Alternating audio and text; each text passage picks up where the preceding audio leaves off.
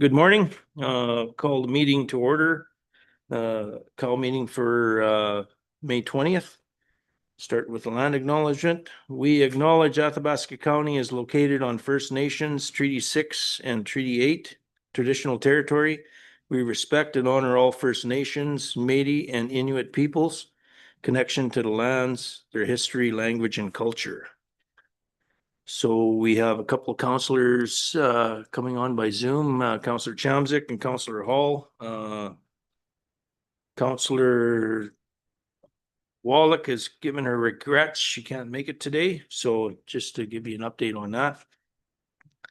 And on that note, I look for a approval of the agenda. I'll just cut in there, there's a new 6.1, there's supposedly a couple of pages missing on it, so we added it on for an add-on report, discussion report, so I think that's been mailed out to Councillor Chamzik and Hall. So from there, we'll look at approving the agenda. Is there any things that we're missing on there?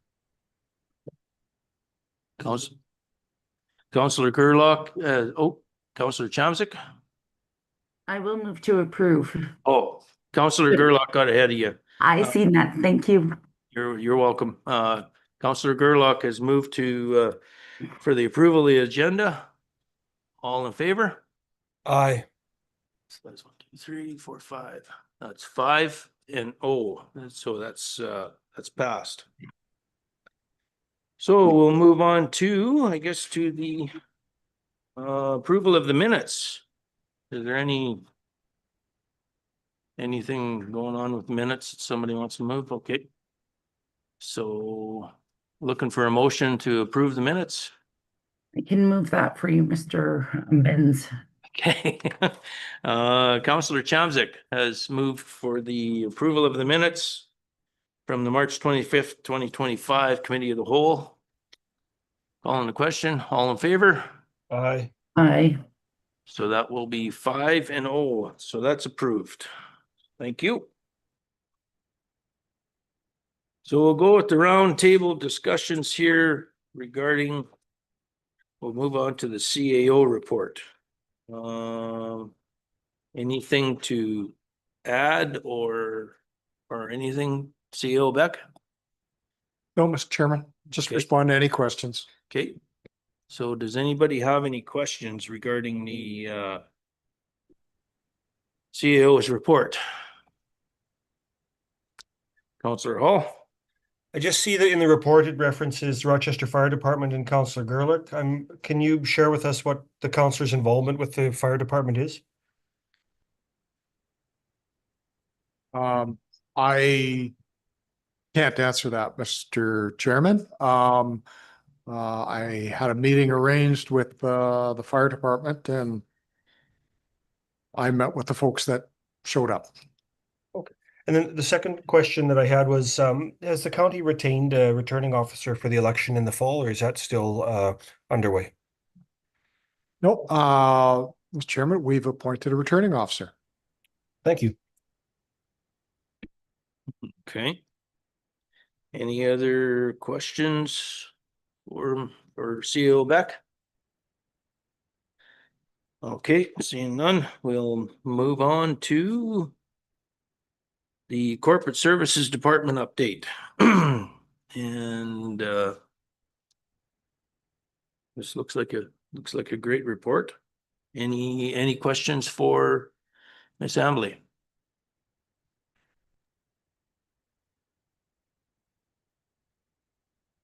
Councillor Chamzik? Yeah, I see on page 11 here, the disaster recovery program. I'm just curious about Amber Valley, on the bottom of page 11.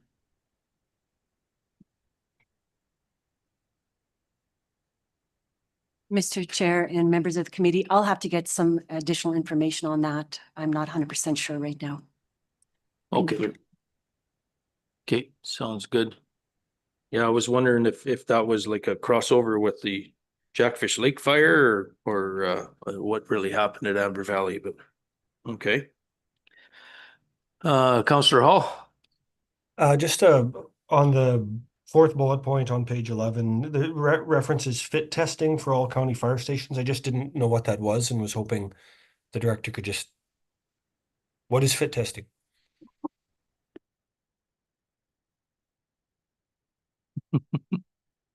Mr. Chairman and members of the committee, that is the testing of the masks to make sure that they're fitted well on the firefighters. Yeah. Perfect. Thank you. You betcha. Okay, anybody else? Counselor Gerlach?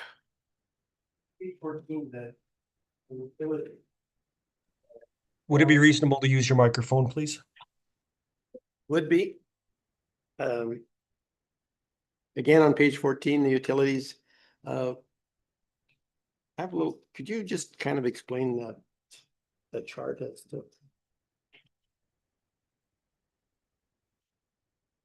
The top chart The top under chart, yeah. utilities. So I'm not quite clear on what your question is. Is it the balance that you need explained? Yeah, I guess I don't really understand the chart that well. Like the number of counts at the bottom, are those the number of counts total or the number of counts that are sort of behind or? These are the number of accounts, I believe, that are in arrears or that we're still collecting on. This, like, it's pretty constant right across the board. The numbers, they don't seem to change much. Mr. Chairman, members of council, as we had previously mentioned that we now have a collections agency and we are now preparing a report to send to the collections agency. So we're hoping that some of these values do come down. For the utilities ones, if they're exceeding a certain amount of time, then they're added onto the taxes. So that's why you're probably seeing it consistently, is that we're collecting as we can, but if there's anything in arrears, it just gets attached to their taxes. Okay, good, thanks. Counselor Hall? On that subject, I wanted to compliment the director on the clarity of the reporting and note that when you exclude current billing, there's only $8,000 worth of accounts receivable on the water over greater than about 30 days, which I think demonstrates a job well done by our by the CAO's team at the office. Thank you. Thank you for that. Yeah, I'm still trying to figure out these charts and that too. I'm just telling you point blank because every month I look at these and it's and how is this stuff all figured out? So thank you very much for this. Yeah, Mr. Chairman, members of council, perhaps for the next committee of the whole meeting, we'll change up our charts a little bit to provide a little bit more clarity on them. Perfect. Thank you. Counselor Anderson? Thank you. I did really appreciate your note under the accounts receivable that 40 of the 91 plus day accounts. So that it lists there's 121 accounts that are 91 plus days outstanding. But you noted that 40 of them have balances of less than $10. And I think that does make a difference in the way that we view those statistics and those numbers. So thank you very much for adding that in. Everyone. You betcha. So any other questions? Perfect. Seeing none, we'll move on to Infrastructure Services Department update. Any Director Morton is not in with us, so CAO, I think you're gonna. Yep, Take I the mean, if helm there's here. any questions, we'll try to answer them, and if we have to just get back to you with information, we will. Okay, sounds good. Counselor Hall? So I know we have to expect a question about the Collington Bridge. And I appreciate the update in here. I'm wondering if anyone is able to share how the overall cost compared to the budgeted amount, or if it's still too early to tell. It's still a little too early to tell. We want to make sure we get the final invoices in, but I believe we're in under budget and I think I'll stand by that, but, we'll bring back that information. Thank you. Councillor Chowzick? Yeah, just two small questions here on page 18 under recreational airport and security.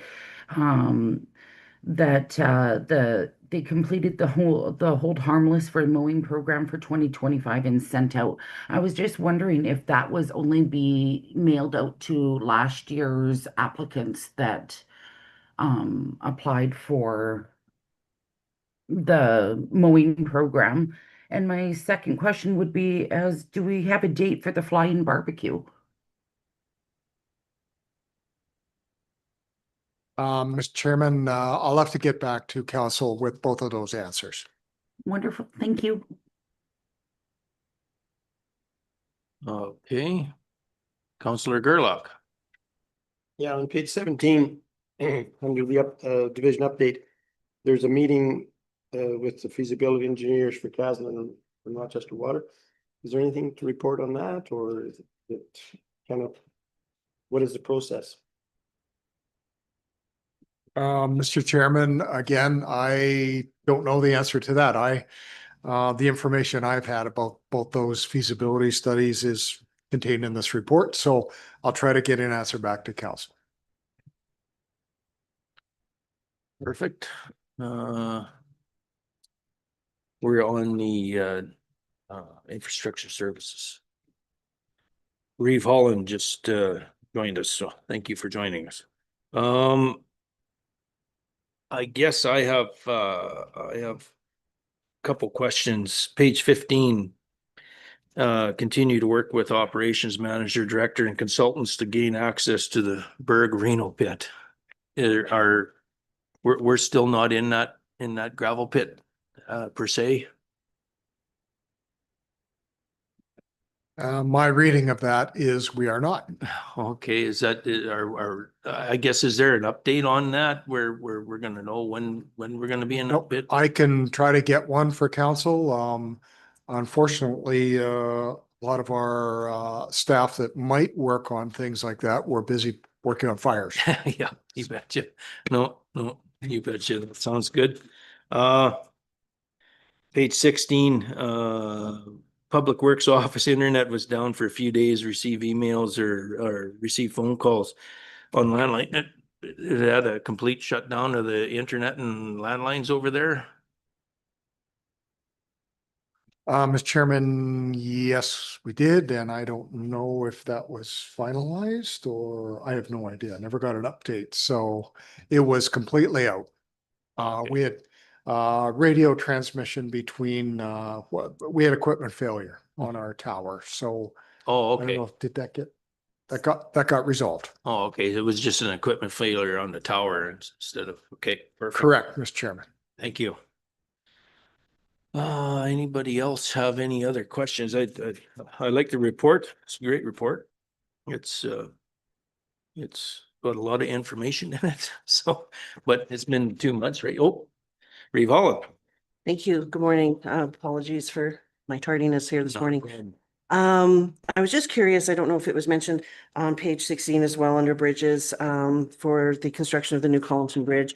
A lot of great rave reviews that the bridge is open and people are very happy and it's a very nice setup there. Just wondering if it's possible to obtain the total actual cost at some point. Yeah. Mr. Chairman, that was discussed before you walked in the room. We Yeah. will have a report to council. Thank you so much. You betcha. Not a problem. Councillor Anderson. Thank you.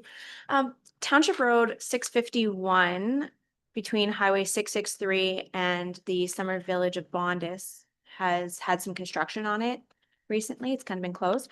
And I'm just wondering if that's a county project or if maybe that's a summer village project. Township Road 650. It would affect some county residents, but I'm not sure where along that stretch of road it is because the road's closed, so.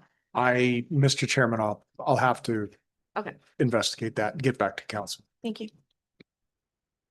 That's the east access coming into Bondis? Yes. Yeah. Yes, and I just haven't seen any communications from the county on the road being closed. But the signage is right at the highway, so it may be a summer village project. But it'd just be nice to know if it's ours or if it's Yeah. theirs. Yeah, right on. Okay. Oh, Reeve Holland. Sorry. Just one more question with regards to the recreation and airport security. Is there a way that we may be able to advertise the seasonal day use passes? I'm still finding quite a few people are unaware that they are available to purchase for the season. Just not sure if there's a way we can showcase a little bit maybe on the website or some way to get that out there for people to be able to purchase those. Was that, I'm sorry, seasonal? The day use passes? Oh, okay. Yeah. We certainly look into that. Thank you so much. Okay. Looks like any other questions for infrastructure? Oh, Mr. Gerlach. Not a question, just a comment. I find it hard to believe that you have to go 150 feet with those pilings for that bridge.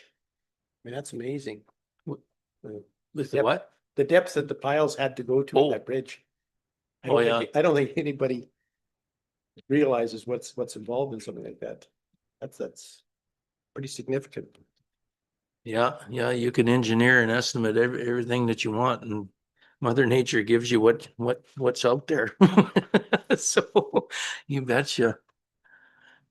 That'll be a beautiful bridge underneath. I can't wait to see underneath it. That's where all the work goes. So.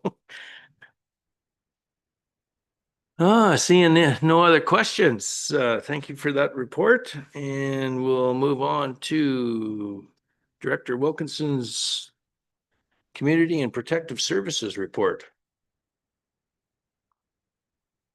Any questions? Counselor Chomsik. Good morning. I just want to say, the hard work that FCSS does, what beautiful reports they always have. But on page 22, I see that our ECDEV person attended the Boyle Chambers and the grant working workshop there. I'm just wondering if there's a possibility in the future if something like this were to arise again to help all of our nonprofits, if it could be open to all county and town nonprofits, just as a suggestion.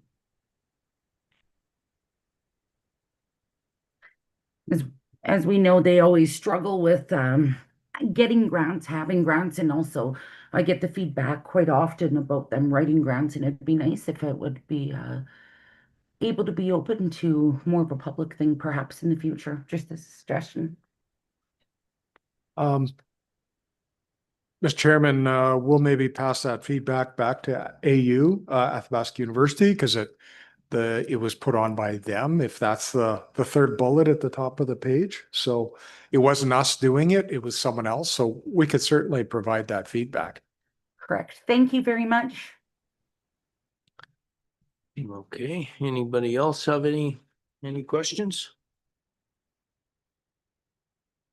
Myself, under community transportation, seeing the kilometers and all that, thank you very much for that. That gives us an idea of what's happening on that end. Everybody was very busy on the fires and that I see, and all that stuff. Anybody else have any questions? Thank you for this great report, for sure. Seeing none? Oh. Reeve Holland. Thank you. Just kept you up with my notes. Thanks again. And I echo, these reports are absolutely fantastic. And I've been quite often when I receive questions and concerns coming from residents, I point them back to these reports as they are great information. Just curious, on page 21 under economic development, it's mentioning working with Portage College to hold Superhost Foundation's course for up to 12 people in customer facing roles. Students will learn how to be a destination ambassador for the region. I think that that's absolutely amazing that that's going on. There's a whole pile of things that are happening in our community that I don't think people are really aware of, and that really caught my eye as being a destination ambassador for the region. One of the things that has been mentioned in passing and conversation with other elected officials as well as stakeholders in our community is the ability to be able to sell our region with their candidate packages. And so in that conversation, it was discussed if there was any way we could put together some sort of a regional promotional type sell type sheet to put in these candidate packages. So it was just something that was brought to my attention that I thought was a really neat idea, that people are looking to add information about the county, the town, the village, all of those types of things in our region, and would like to share that in their candidate packages. So I just thought I'd bring that forward as one of the comments that I had seen and had been brought forward to me as well. Fire services, I noticed it says here, mechanical assessments, this is on page 21, mechanical assessments completed and adjustments being made to 20-year capital asset plan based on findings. That is awesome. That is absolutely fantastic to hear of the planning that's going forward in our fire services, and to have a 20-year capital plan is pretty amazing. I think that's awesome. In the FCSS on page 22, that FCSS has done, of course, their appreciation for their volunteers, for their Meals on Wheels, etc. And that just a shout out for people to understand that FCSS is always continually recruiting for volunteers for those amazing programs, Meals on Wheels program, the Athabasca Mentorship Program, Emergency Social Services Support. And I think that those are another really good asset to have in our community. So hopefully some of those volunteers will be able to step forward. With regards to some of the stats that I'm seeing with development and subdivision and all of those things that are happening, is we are seeing more and more development coming our way. I was just curious, is there a way to know in those developments what are new home builds or ready to move homes? Are we able to track that information? Yeah, all that information is tracked for sure. Okay. And is there a way to identify it? I know we have building development in here, but is there a way to specify what new home builds are there, or what is moving in, whether it be modular or RTMs? We have the ability, yeah, we track those things for sure. Okay. Yes. Are we able to share it in this report? Yeah, we can. That would be great. So Good to be information. clear, what kind of statistics are you looking for? It will not only like we have building permits that are going out, but to know how many new home builds are happening, or there's what new homes are coming into the community, what, like I say, whether that be a modular or RTM or manufactured home. Anyway, we are be able to let our residents know that there is development happening in that fashion. So you just want statistics on the number of homes? Yeah, Okay. just to know where we're at with it. If it's possible, if it's easy peasy. And I also noticed as well, there's been, of course, enforcement services has been extremely busy. And I'm seeing a lot of that happening with fire permits as being part and parcel of them being very busy. So hopefully everything is going well that way. It looks, of course, that there are increases to the citation amounts. So hopefully things are going well out there. And a shout out as well to FCSS. I enjoy always reading their reports as well, because it amazes me the amount of work and that goes out of that department as well, and the good work that they do for our community. So thank you very much. Thank you. Any other questions? Okay, well, thank you, everybody, for these reports. We'll move on to counselor updates. And we may as well start, maybe we can start on Zoom this morning. Counselor Chamzik, do you want to start us off on counselor updates? Sure thing. Since our last committee of the whole, multiple committee meetings for ALT libraries and NLLS, I've attended Pembina Zones, took some training from Public Library Service Branch for board training, along with one of our library managers, and also had them come along to our county library board for some training as well. Unfortunately, many from the FCSS committee were unable to attend the regional spring conference due to the 831 fire, but it was also well represented by our other members that were able to attend. This Saturday, I also attended the Rochester Farewell Gathering on Saturday. Seen fellow colleagues there as well, Mr. Gerlach, Councillor Capitaniak, and Reeve Holland in attendance. I would also like to know if there would also be an appetite here shortly to do another county road tour. I would like to finish up where we left off. And I just think it's a great opportunity to get that out there before the end of our term. Other than that, in the community, Grassland had another successful year for Soup for Seniors that is wrapped up for the year. CrossVita Slow Pitch Tournament is coming up through June 6th to the 8th. Hamlet cleanup in Grassland tomorrow is around 12:30. So, hopefully people will be going slow, looking out for those kiddos. And Grassland kindergarten grad ceremony and grade 9 grad coming up on Friday. And that's about all that I can think of. Thank you.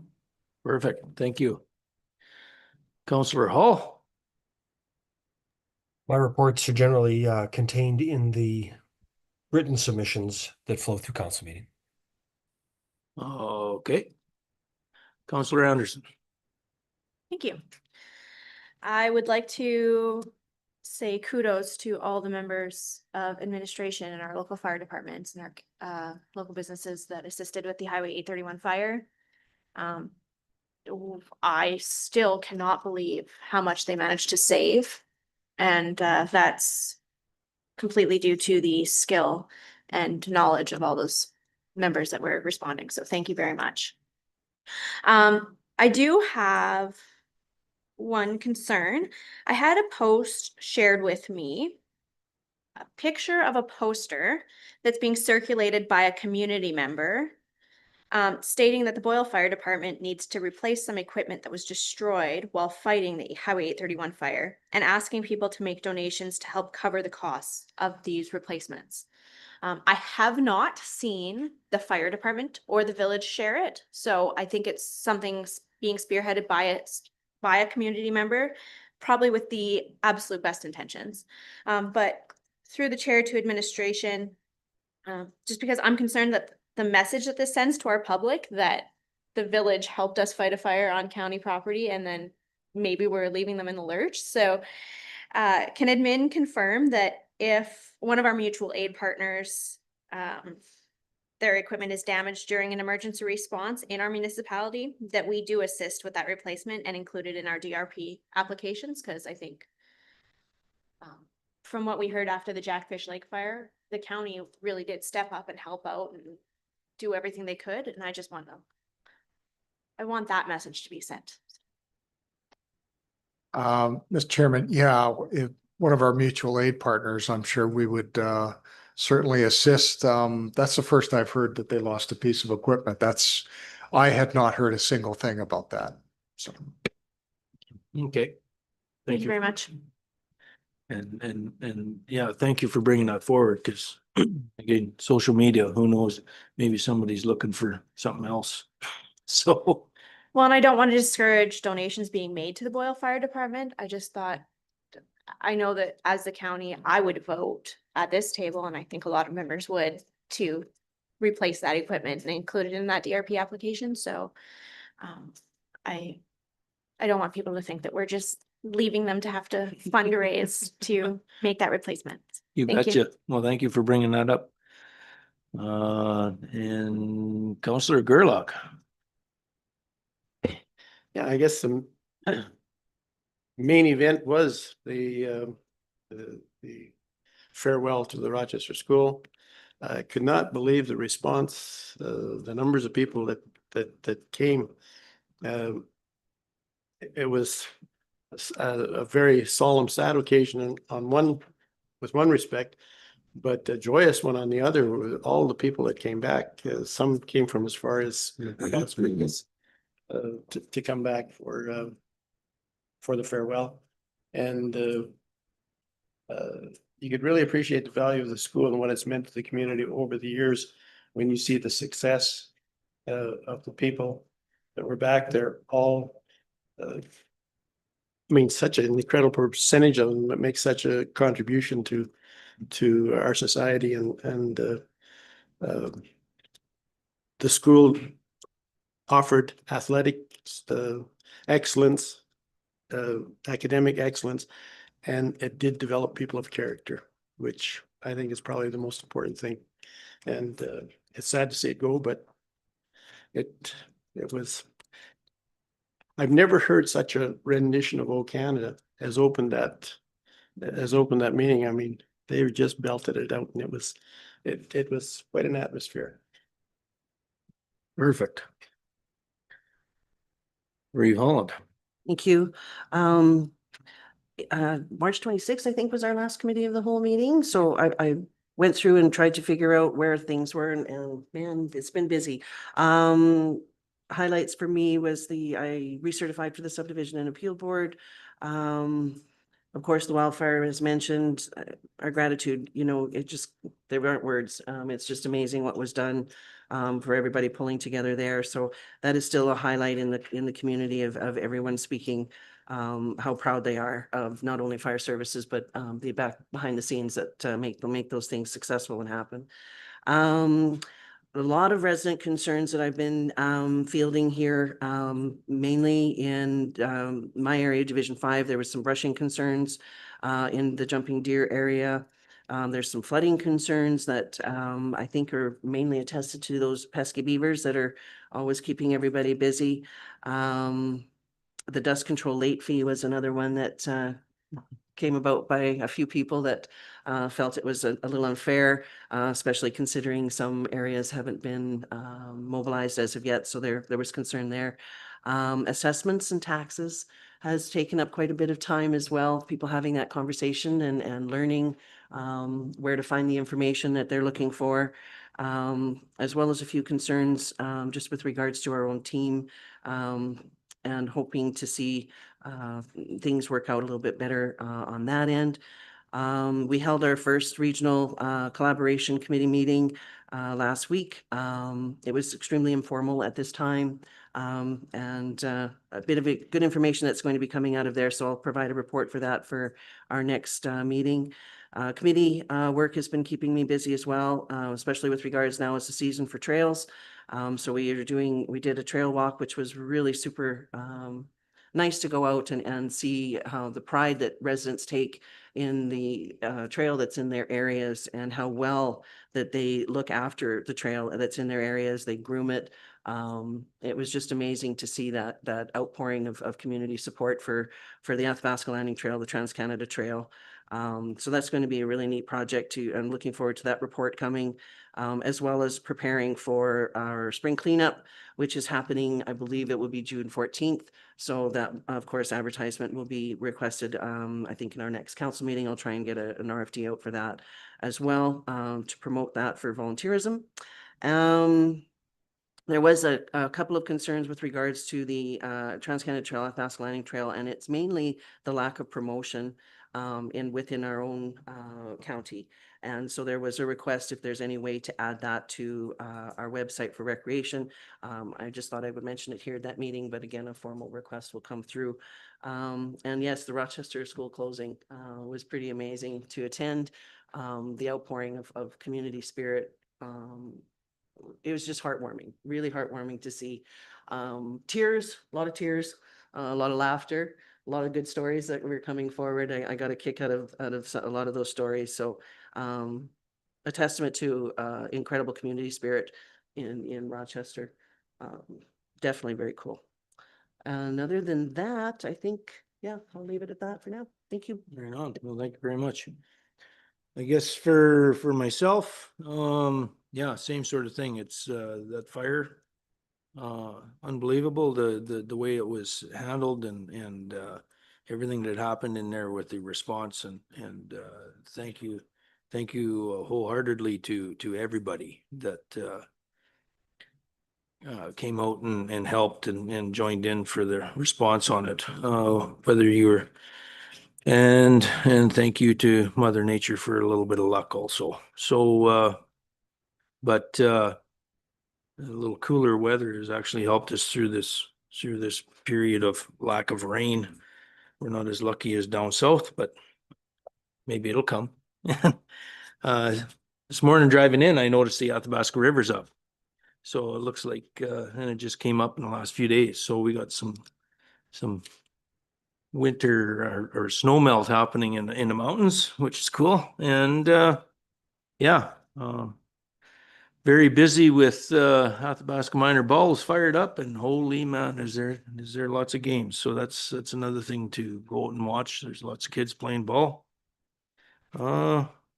Yeah, just been busy with meetings and running and doing that. So and my reports are also in the council agendas and that. So perfect.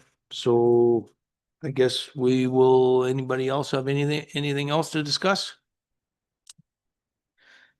Seeing no hands up, Kate, we'll thank you everybody and thank you administration for all these reports. They're very beneficial that we could actually have a peek at these and see what's going on, because it's always in the back of our minds, and all of a sudden something will tweak us in that. So thank you very much for that, for everybody's report. So moving on to number 5, business arising from minutes. 5.1, North Skeleton Lake Community Association. And that is previous background. I guess on that note, who wants to jump on this? Does administration want to take a run at this, or? Mr. Chairman, no, it's in the report. I should just add additional information. We've reached out to Fortis to get a cost if we actually want to put in an actual energized light pole, and we're just waiting back for an estimate. Just in past experience, sometimes a powered light pole can be more effective than a solar light. That's all. That's all I'll add. I don't have a price. Okay, do we, that sounds very good. If we're gonna put something in, we may as well make it worthwhile. Anybody else want some discussion? Reeve Holland. I really appreciate you going forward to look at another option that may be not only better but more cost effective. So I wonder, being that is something that we're waiting on for an estimate to come forward, if maybe we postpone this conversation until we have that information. Because I think it's definitely well worthwhile in getting all areas, all the information that we need to make the best decision that is possible. Okay. Councillor Anderson. Thank you. I guess I still don't truly understand why this item was tabled to the committee of the whole meeting. The motion that was on the table was that the county provide approval for the North Skeleton Lake Community Association to install a solar light to be paid for and maintained by the North Skeleton Lake Community Association. We had already defeated a motion that we would pay for it from our funds. So when I look back to previous council decisions this year, we had kind of gone through a similar situation with the Wandering River sign. We said one thing and we kind of replied, and our final decision was that they could install it on our property with their funds, and it could be what they wanted. They came to us asking for permission to install a solar light. So while I understand, I would agree that the Fortis light would probably be brighter and last longer and whatnot. If we're gonna expect them to pay for it and they want to pay for a solar light, I guess I just don't understand why it got tabled here. If that was the motion on the table and it was consistent with things that we had done just months previous, so. I wasn't sure, like, what was the discussion that was supposed to be happening here, because. I think a little bit was you install the light and then who maintains it all of a sudden if the light isn't working? Who's going to maintain it if, because we, like we all know that solar lights are not the most, they are economical, but they also can be an issue, and I think that's why administration has went out and looked at Fortis to see if we can get an actual powered light down there. The other thing would be possibly where the light wants to be installed. It is an environmental reserve all the way along there, and there's probably some permits that need to be handled there through environment, because we can't put, the only thing I remember, the only thing we used to be able to put in on an environmental reserve is a rock to stop people from quadding or going on there. We tried posts and all this other stuff, and they weren't really happy with that. So I think that was just to have a discussion of a lot of it is who's going to maintain this light once it gets put in. Where if we go with the powered light, then it gets maintained that way. So Reeve Hall. Thank you. Yeah, exactly that. I think it was, if I remember correctly, the conversation was leaning towards, yes, if the North Skeleton Lake Community Association would like to go ahead and pay and maintain that, what agreements are in place with the county if there is any municipal land that's being involved, of where the setup is, et cetera, if it's on private land. So I think that that information needed to be confirmed, as well as agreements that were put into place. However, if it comes forward with administration taking that courtesy to obtain further quote for what may be better and may even cost less, maybe that's something that the North Skeleton Lake Community Association would like to entertain. So as well, it would give them a full round of complete information rather than just one item.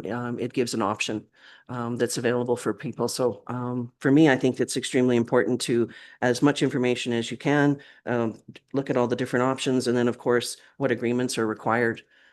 So do we know exactly where the light is to be installed? Or where it's requested to be installed? Do we have that information? I don't have an exact specific location. Yeah, so we don't know if it's on private land. We don't know if it's on municipal land.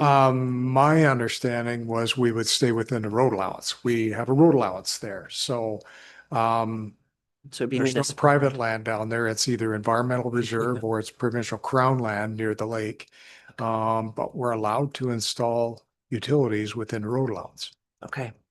So that would then, of course, would institute an agreement, I would assume, for maintenance of that particular light, should the North Skeleton Lake Community Association decide to go forward. So I think for me, the information that this was at this time to be at the committee of the whole was to discuss what an agreement would look like. And now that we have further information that there's a possible second option, I think that there's more discussion to be had that we won't be able to do today. Sorry, Councillor Chamzik, I seen you had your hand up and then you put it down. I did. I just, I don't believe in repeating a lot of the same things that others have already said. So most of it was touched. And the only other thing that I just don't recall off the top of my head, if all the residents for, everything from like Peggy's Cove or Katie's Cove, sorry, to Perch Cove and all of that, if there was any sort of survey or anything done about the want of a light. I don't recall that, but I love the idea of having an option. And like I said, I think everything else has been covered. Thank you. Okay, thank you. Councillor Hall. I also am kind of questioning why this couldn't have been decided at the April 25th meeting and of stalling it till today. I believe we should be enabling community groups to build community just like we did in Wandering River. And I think we need to learn the lessons of the missteps we perhaps made with the Wandering River sign. The community group has not asked for electric. They have not asked for more options. They have asked for permission to install a solar light. And I think we should be in a position where the county grants that. If they subsequent to us giving permission to install a solar light, decide they want to upgrade to electrical, it's up to them, or to a wired or powered electric light. It's up to them to come back and ask for it and propose that to us, and new decisions can be made at the time.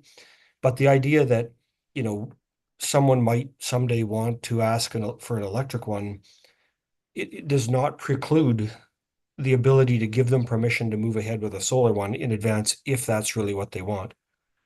And so I think that I would repeat the motion that the committee recommend to council that the county provide approval to the North Skeleton Lake Community Association to install a solar light to be paid for and maintained by the North Skeleton Lake Community Association.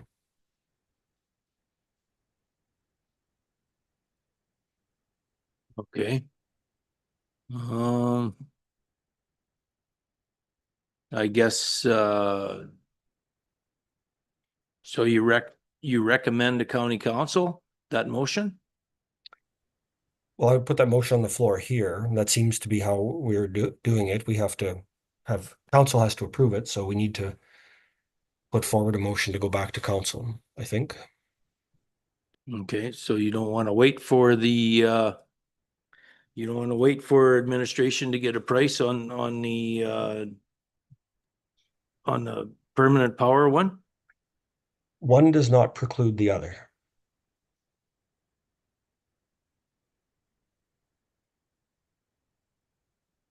Okay, well, And you know, really the maintenance on this is, again, for the community group.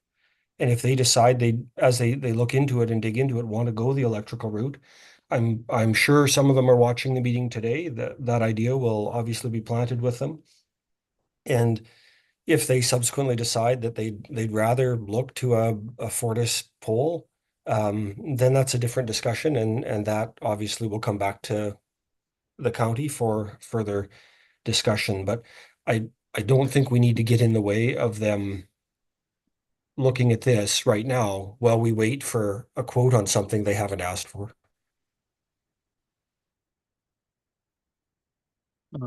Councillor Gerlach. Yeah, I have a tendency to agree. We're making this fairly complicated and it's pretty simple and straightforward. They asked the county to install a light and we declined to do that because of all the other campsites. We don't want to be starting to spend $10,000 on all these campsites for solar lights, whether they're needed or not needed. So they've asked for a solar light and they've asked for a place to put it, and that a road allowance is an adequate place. So I think we should just wish them all the best, and we don't need an agreement or maintenance.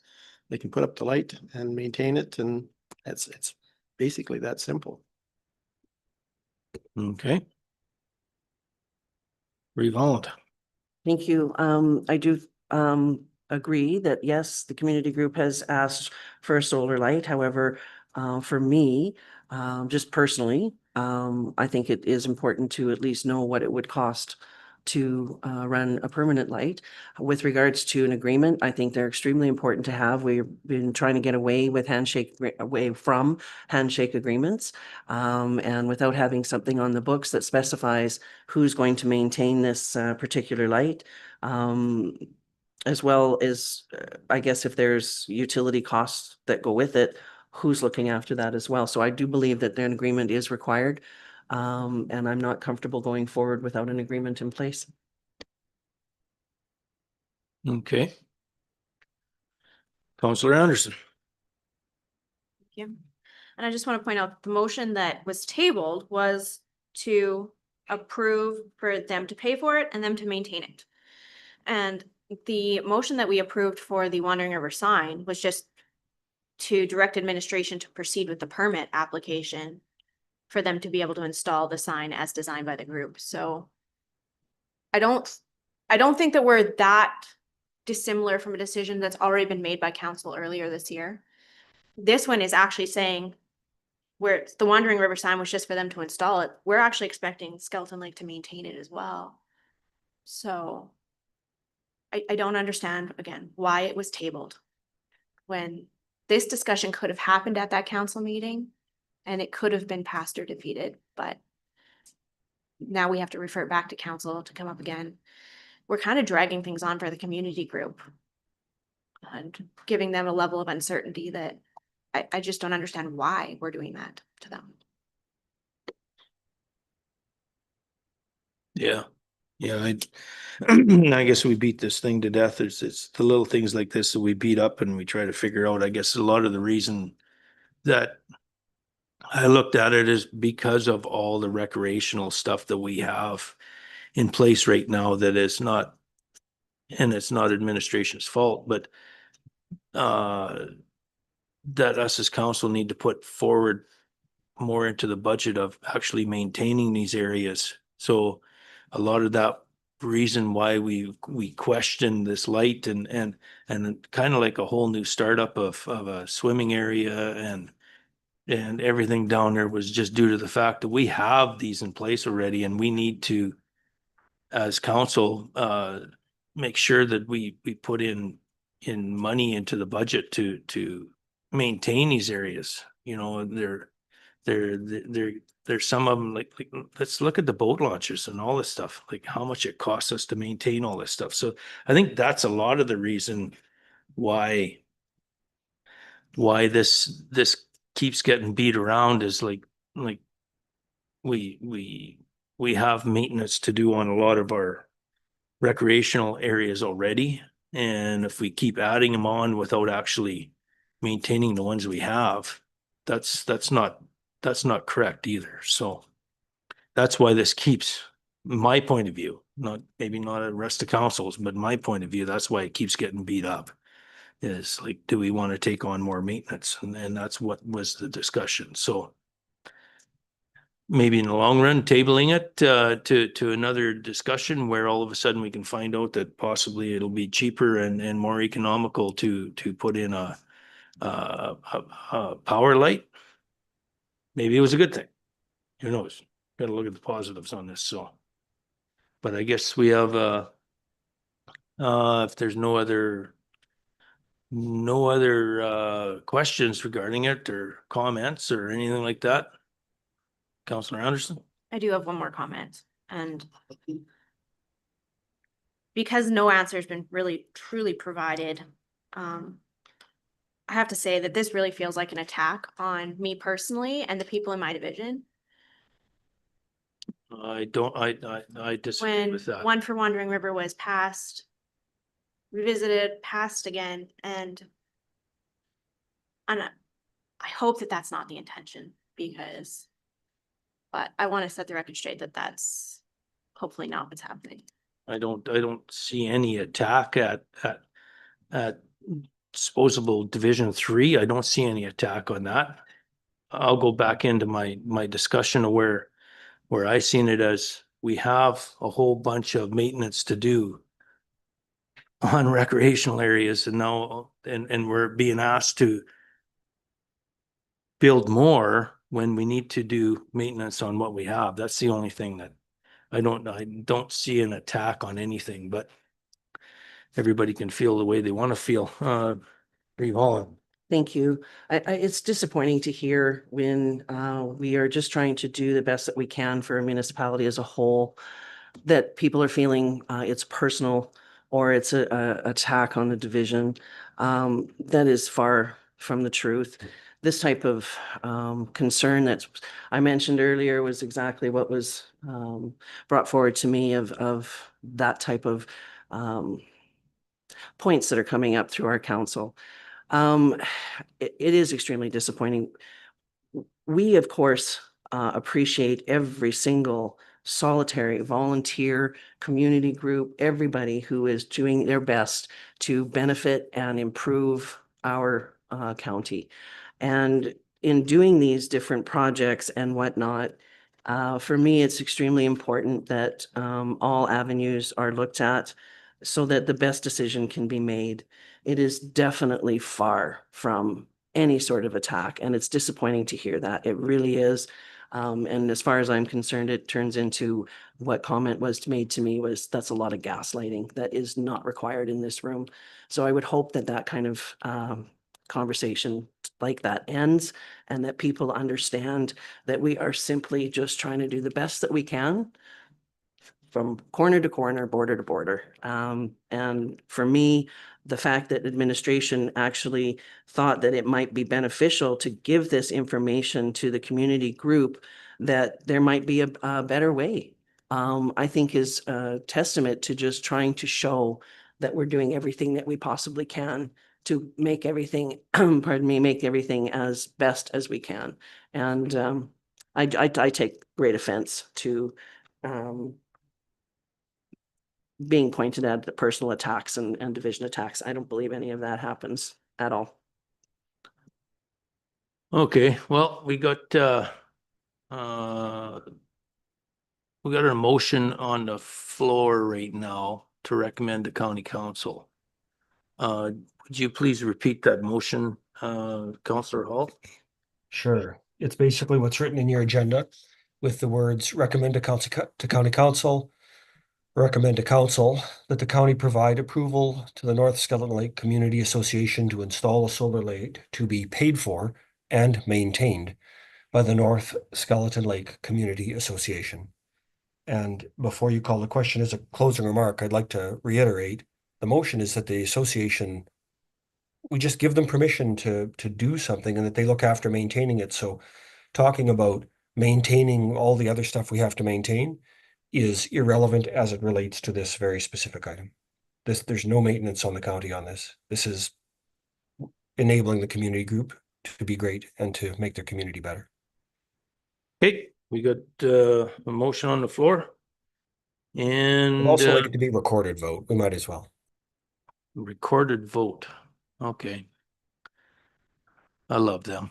So, okay, all in favor? Aye. So we got Councillor Gerlach, Councillor Mims, Councillor Anderson, and Councillor Hall in favor. Opposed? Aye. Reeve Holland and Councillor Chamsick. So motion to recommend to county council was approved. On that note, I think we're gonna take a 5-minute break here and refresh our coffees, and then we'll come back to 6.1.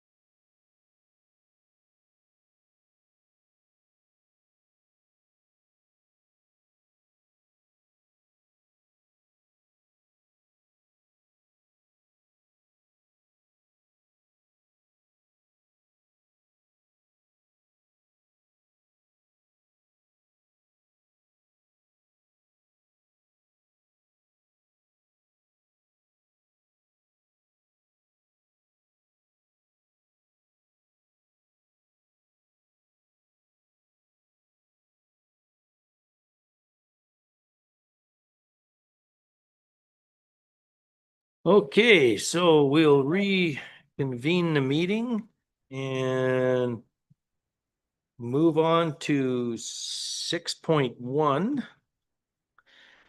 Bill 50 Municipal Affairs Status Amendment Act 2025, which we had another discussion handout and very good. Welcome, Melanie. Very, very great to meet you and looking forward to the presentation. Well, thank you, Mr. Chair and members of council. There were a couple pages missing, which is why you have the handout. I'm not sure, did you want me to walk you through it, given that you just received some of it this morning? Is that the preference? I think it'd be great if you could and I'm looking very forward to maybe a better understanding of what this Bill 50 is about. So thank you. All right, well, Mr. Chair and members of council, so Bill 50 actually was passed last week. There was an amendment which the report will speak to, but the bill amends the Local Authorities Election Act, the Municipal Government Act, the New Home Buyer Protection Act, as well as the Safety Codes Act. And to respond to your question, when it was introduced, the Minister of Municipal Affairs stated it's about modernizing processes, making elections more accessible, making municipal councils more functional, and enhancing protections for new home buyers. So the report is broken down into sections, and I'll just walk through each of the amendments to the respective pieces of legislation. So to start off, the Local Authorities Election Act, the amendments pertain, or the first one is with respect to candidate withdrawals. The amendment now allows a candidate to withdraw after the 24-hour closure period. Previously, you had to withdraw within 24 hours and only if there were enough candidates that there wouldn't be a vacancy or there wouldn't be sufficient nominations. This has now changed and candidates can withdraw regardless if there's enough candidates. So there could be possibly a position where there could be only one candidate nominated, they would be permitted to withdraw. What's not clear now is what the returning officer would need to do in that situation. And so there's some clarity that is being sought from the ministry on that. From a practical perspective, though, if you have a candidate who, decides within that 24-hour period that they, in fact, don't want to run for council, it's probably better to continue with nominations rather than running a by-election. There's just more cost-effective. So there'll be something to clarify, but it may be a bit better in the long run. The next item is the permanent electors register. So this is new for this municipal election that there is an electors register and much of that information or data is shared with the province. But this bill actually clarifies that it may not be used by anybody other than the returning officer and of course the deputies that are working with the returning officer. And should another jurisdiction such as a school division request it, the municipality must provide it. So they will also be afforded those resources when conducting the election. The next item is the elector assistance terminals. So I'm sure as you know, the previous amendments in Bill 20 prohibited voting machines, voting recorders, and tabulators. However, Bill 50 now allows for elector assistance terminals for electors with visual or physical, and part of my spelling error, impairment to mark a ballot independently. This is optional, however, and if a municipality chooses to allow for these, they must have a bylaw passed by the end of June. However, administration is not recommending a voter assistance terminal. If there is not a bylaw, a voter could request assistance from either a friend they could bring to the voting station or a deputy, and there's some forms that need to be signed. I think it's really important to point out that the preservation of secrecy of the vote. So when you have ordinary ballots marked in a certain manner, the ballots that come out of the elector assistance terminal should look the same. Otherwise, with a small population, you will be able to discern how the one or two voters may have voted. So that's a really important consideration. And there is a longstanding provision in the Local Authorities Election Act. Should there be a blind voter that requests a blind elector template, a municipality has to provide for that under a bylaw. So no changes being recommended there. It is probably more pertinent to larger centers. The next amendment is with respect to the recount process.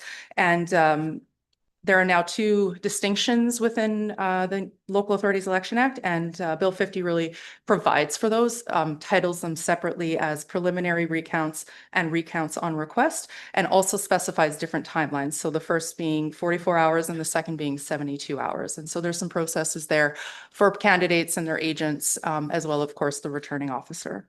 And then there are some other changes with respect to Jasper, of course. There are some provisions for this election with displaced residents.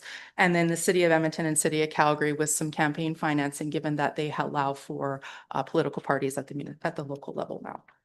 So moving over to the Municipal Government Act, and I'm sure you've heard quite a bit about these changes as well. The first being the meeting procedures. Certainly there will be more to come on this, but Bill 50 narrows council's authority to establish meeting procedures, not only for council, but committees. And so the minister will likely provide by order, establish and amend standard proceedings for meetings and what can or cannot be included. So we'll be waiting to see that. There will be some changes with respect to secret ballots, particularly will be applicable for us, given that the REEV is selected annually by secret ballot. And then once more is known through the ministerial orders, council will have 6 months to ensure any discretionary provisions that may be allowed for will be in compliance with what has already been set out. There has been some discussion that the minister will be engaging, of course, now a new minister will be engaging with municipalities on that over the summer months. So I suspect you'll be hearing more on that. And as a result of Bill 50, administration has paused the review of council's procedural bylaw, not knowing where it's going to go. The Code of Conduct is the next substantive amendment. So Bill 50 will now repeal the requirement for codes of conduct. Once it's enforced, any codes of conduct that are in place are automatically repealed, so there'll be no action required there. There is some discussion about a municipal ethics commissioner being established at the provincial level, and definitely more information to come on that as well. But it's important to recognize codes of conduct can no longer be in place, of course, for council, but any of the committees as well. There are some small provisions for boards that's a little bit separate, but I suspect there will be no codes of conduct at the municipal level regardless. The next item is with respect to public interest, and this is on a vote to dismiss a councillor. So when Bill 20 was passed in 2024, a mechanism was provided that the cabinet could direct a CAO to hold a vote to have whether or not a councillor should be dismissed. And one of the provisions there was if it's in the public interest. So Bill 50 now establishes that cabinet can make a regulation about what public interest actually means, because it's quite broad. So while I guess we wait to see more on that, hopefully not an issue, of course. The next couple of or few items is with respect to the CAO. So the first being Bill 50 prohibits more than one CAO, and I'm sure you've heard of situations where that's been an issue. So going forward, there will only be one CAO provided for. As well, councils cannot, excuse me, vary the vote required to vote to appoint or terminate a CAO. It is stated that it's the majority of the whole council, but it sounds like some municipalities may have made their own local provisions for that. Of course, Athabasca County, we already comply with this requirement. The next item is the natural person powers. So this was the part of Bill 50 that was amended. Initially, there was a requirement that anytime the CAO executed the natural person powers, notification to council had to be provided within 72 hours.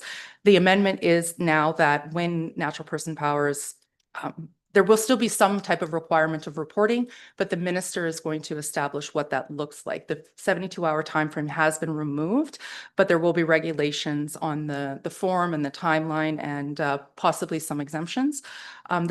If I may, CAO Beck, this is a substantial one, and I think members of council have probably heard about that. Natural person powers are sufficiently broad that it's part of everyday course of business. So reporting everything will cause a lot of additional work. So I'm excited, or looking forward to, I guess, to seeing what those regulations will look like. And then the next, of course, is information to councillors. So that's not new. Of course, anytime a CAO provided information to council, a councillor, all members of council were to be advised. The changes now require that notification to all of council is provided within 72 hours. Additional amendments under Bill 50 sets out some reasons why the CAO may refuse to provide information to a counselor, and that makes sense, personal information or other, FOIP matters. So there will be also expected a regulation under that to provide more clarity. Official administrators isn't, well, it's been strengthened and it provides some more, oversight for the official administrators for municipalities when, if or when they're ever in that circumstance. So I'll just jump over that. Policy of government. This is also another important one. So again, Bill 20 established that a council could not pass a bylaw that conflicts with or is contrary to a policy of government, but that was not defined. And so Bill 50 allows for regulations to define that. So hopefully more information or more clarity will be provided.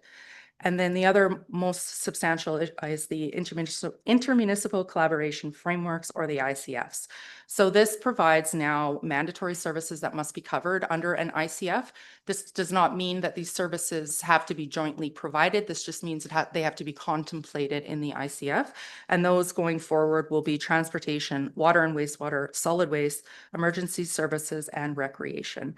And then those services are the limited scope should municipalities go to arbitration. Those are the only issues that an arbitrator could look into. Of course, ICFs could include other issues or other services, but could not be subject to arbitration. And then another important change is that all funding parties for any new capital facility must be involved in the decision and design to construct a facility. So that really goes to working together from the start between the municipalities. And of course, now instead of negotiating in good faith, you're to act in good faith when working on the ICFs. For Athabasca County, there are several ICFs, of course, with the number of summer villages, town, village, and adjacent rural municipalities. So just a really quick glance through them. The ICFs with the town and the village are inclusive of mandatory services, so those should be continuing. ICFs, however, with the summer villages may need to be reviewed and amended to include all of the mandatory services. And again, it's not to suggest that they have to be provided jointly. It just means that the ICFs need to reflect and probably will say they are not applicable.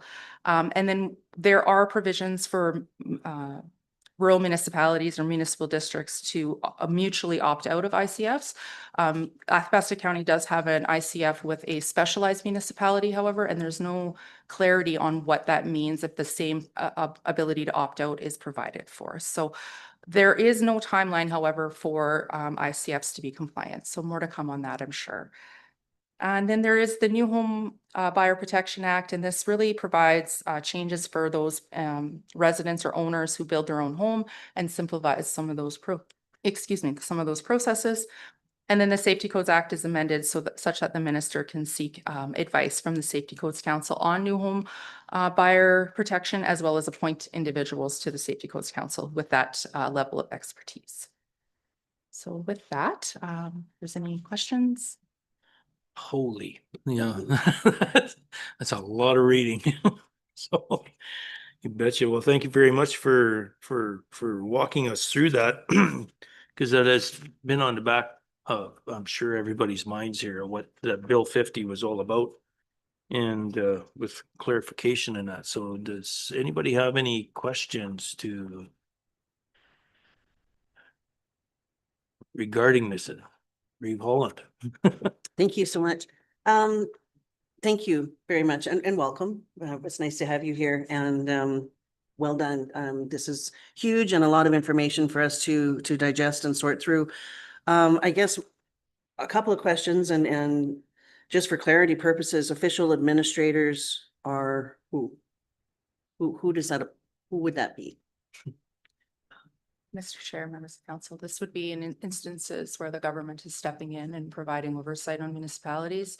I'm sorry. This would be when municipal affairs is stepping in to provide oversight, and the official administrator acts as the council, actually. And there is still a council, but that has to go through the official administrator. So that's why I say hopefully that, that won't be relevant, but it has been strengthened, that position. Okay, awesome. Thank you. And if I may, You bet. I noticed there was information to counselors, and it mentions that the CAO may refuse to share information after considering whether the information is required for the counselor to perform their duties, whether the FOIP Act would authorize disclosure or other relevant factors. do we have an idea of what relevant factors that would be? Mr. Chair, members of council, I'm not certain. I think there'll be more in regulations as they come forward. I think what's important though is if a CAO refuses to provide information under that provision, that all of council must be notified and the reasons must be provided. So it can't just be a simple no, it has to say, well, no, because of.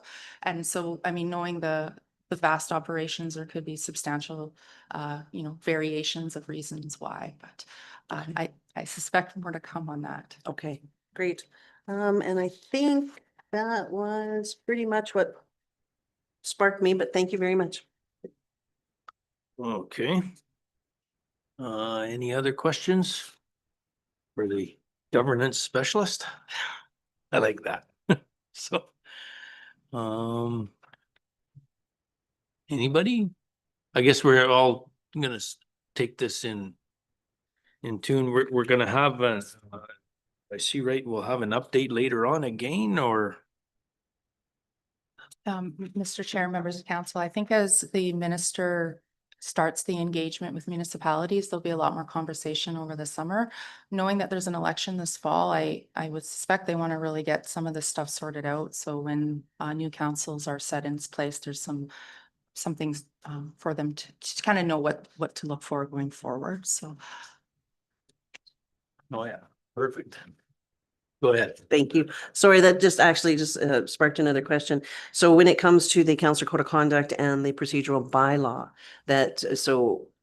I'm assuming the ones we have now are not in effect? Is that accurate? Or do they go into effect until we have a replacement? Mr. Chair and members of council, so the code of conduct will automatically be repealed upon Bill 50 being enforced. So that will just, as well as any actions that are currently ongoing, if for other municipalities may have something, so those will automatically cease to exist.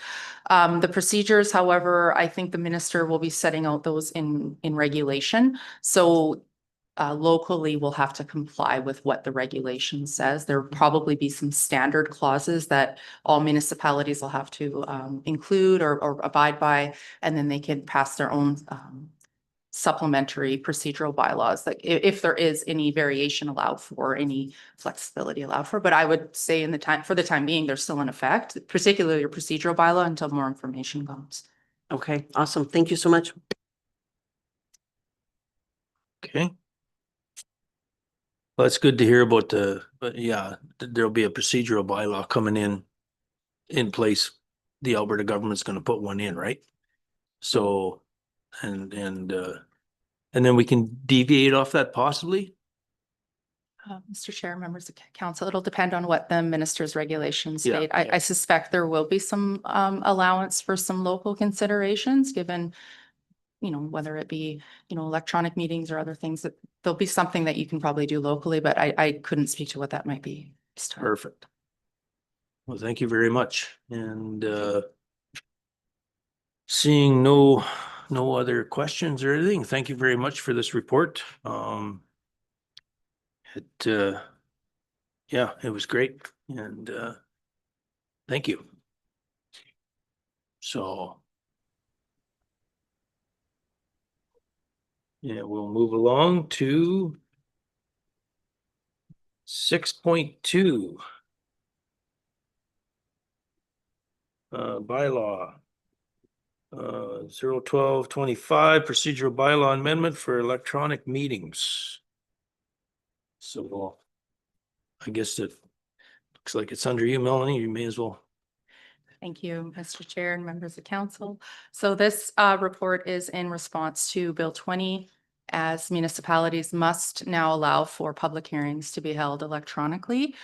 So this bylaw does other things as well, but that's the main push for it, is to meet those requirements for public hearings only under Part 17. So really those are your planning and development public hearings. They must allow for electronic participation. This bylaw also does refresh some of the provisions on public hearings just more generally. And it does allow for meetings by electronic means and distinguishes between meetings that are held entirely electronic versus when a council member participates remotely. And there's an important distinction in that because electronic meetings under the Act states that all participants can hear and speak to each other. And that includes the public, if there's a public portion of that meeting versus remote participation, where only, counselors are zooming in for whatever reason. This, for example, would not be considered an electronic meeting. Of course, the transparency is important with the live streaming and the archiving, but they are different. And so I'll just, if I may, walk through what that means for your procedural bylaw. So this proposed bylaw sets out some changes for sections 8 and section 16, and I have marked them up and they are attached for you, but I'll go through some of the more substantive changes.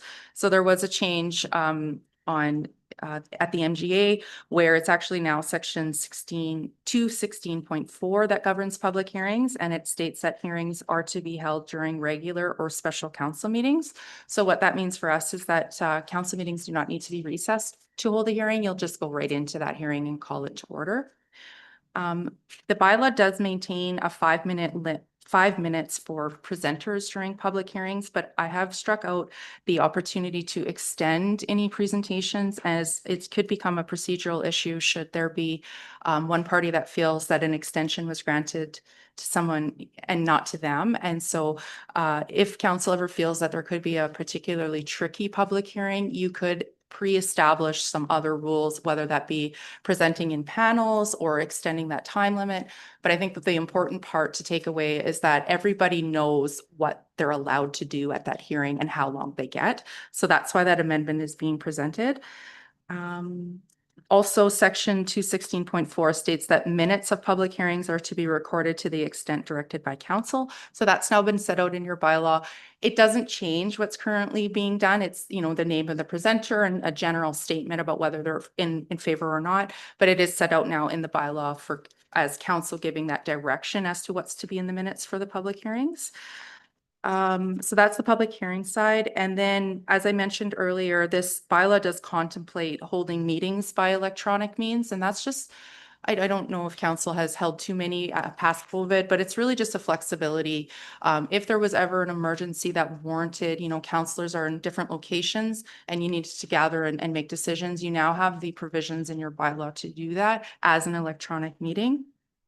Of course, public hearings must always be electronic, and that doesn't mean that participants from the public can only participate electronically. That just gives them the option to zoom in or call in. There, of course, the bylaw would still allow them to come into council chambers and present as well.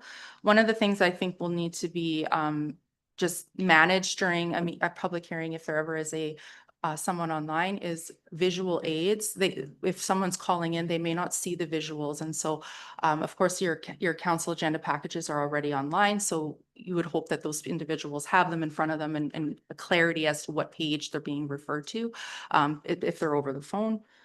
And then, of course, it doesn't change anything. It just sets it out in the bylaw what must be included for the notice of the public hearing. And that is instructions how parties are to participate. The bylaw does state that they must pre-register, and that's really just to ensure administration has knowledge of who's participating online so nobody gets overlooked. And that's, again, consistent with what's already taking place. And then, as I mentioned, councilors could continue to participate online, but that distinction between electronic meetings and remote participation has been further separated. I do want to mention as well, the bylaw I did add, and I didn't add a bullet to it, that if there ever is a member of council who has to declare a pecuniary interest or may choose to declare a conflict of interest, it's just stated what the procedures will be there. They'll, state it, they'll be moved to an electronic meeting room or waiting room, and then they'll be invited back in as you would if they were in the room. So that's it. Perfect. So any questions regarding the electronic meeting bylaw? Reeve Holland. Thank you very much. Again, a lot to digest. So thank you very much for all the work you've put into this. I was just curious about on page 45, and of course, forgive my ignorance as I'm still trying to figure out electronic versus remote versus hybrid versus all of the different names that we have now for meetings. On page 45, when it mentions under, I guess it's 16.4, not sure what letter it would be, B, I guess. Approve additional and unless extenuating circumstances require additional electronic attendance. Is electronic supposed to be electronic, or is that more remote attendance? Just so that I understand, because it mentions the 16.4B is may attend a regular council meeting remotely no more than 6 times a year unless council approves additional and unless extenuating circumstances require additional electronic attendance. So would that be remote attendance?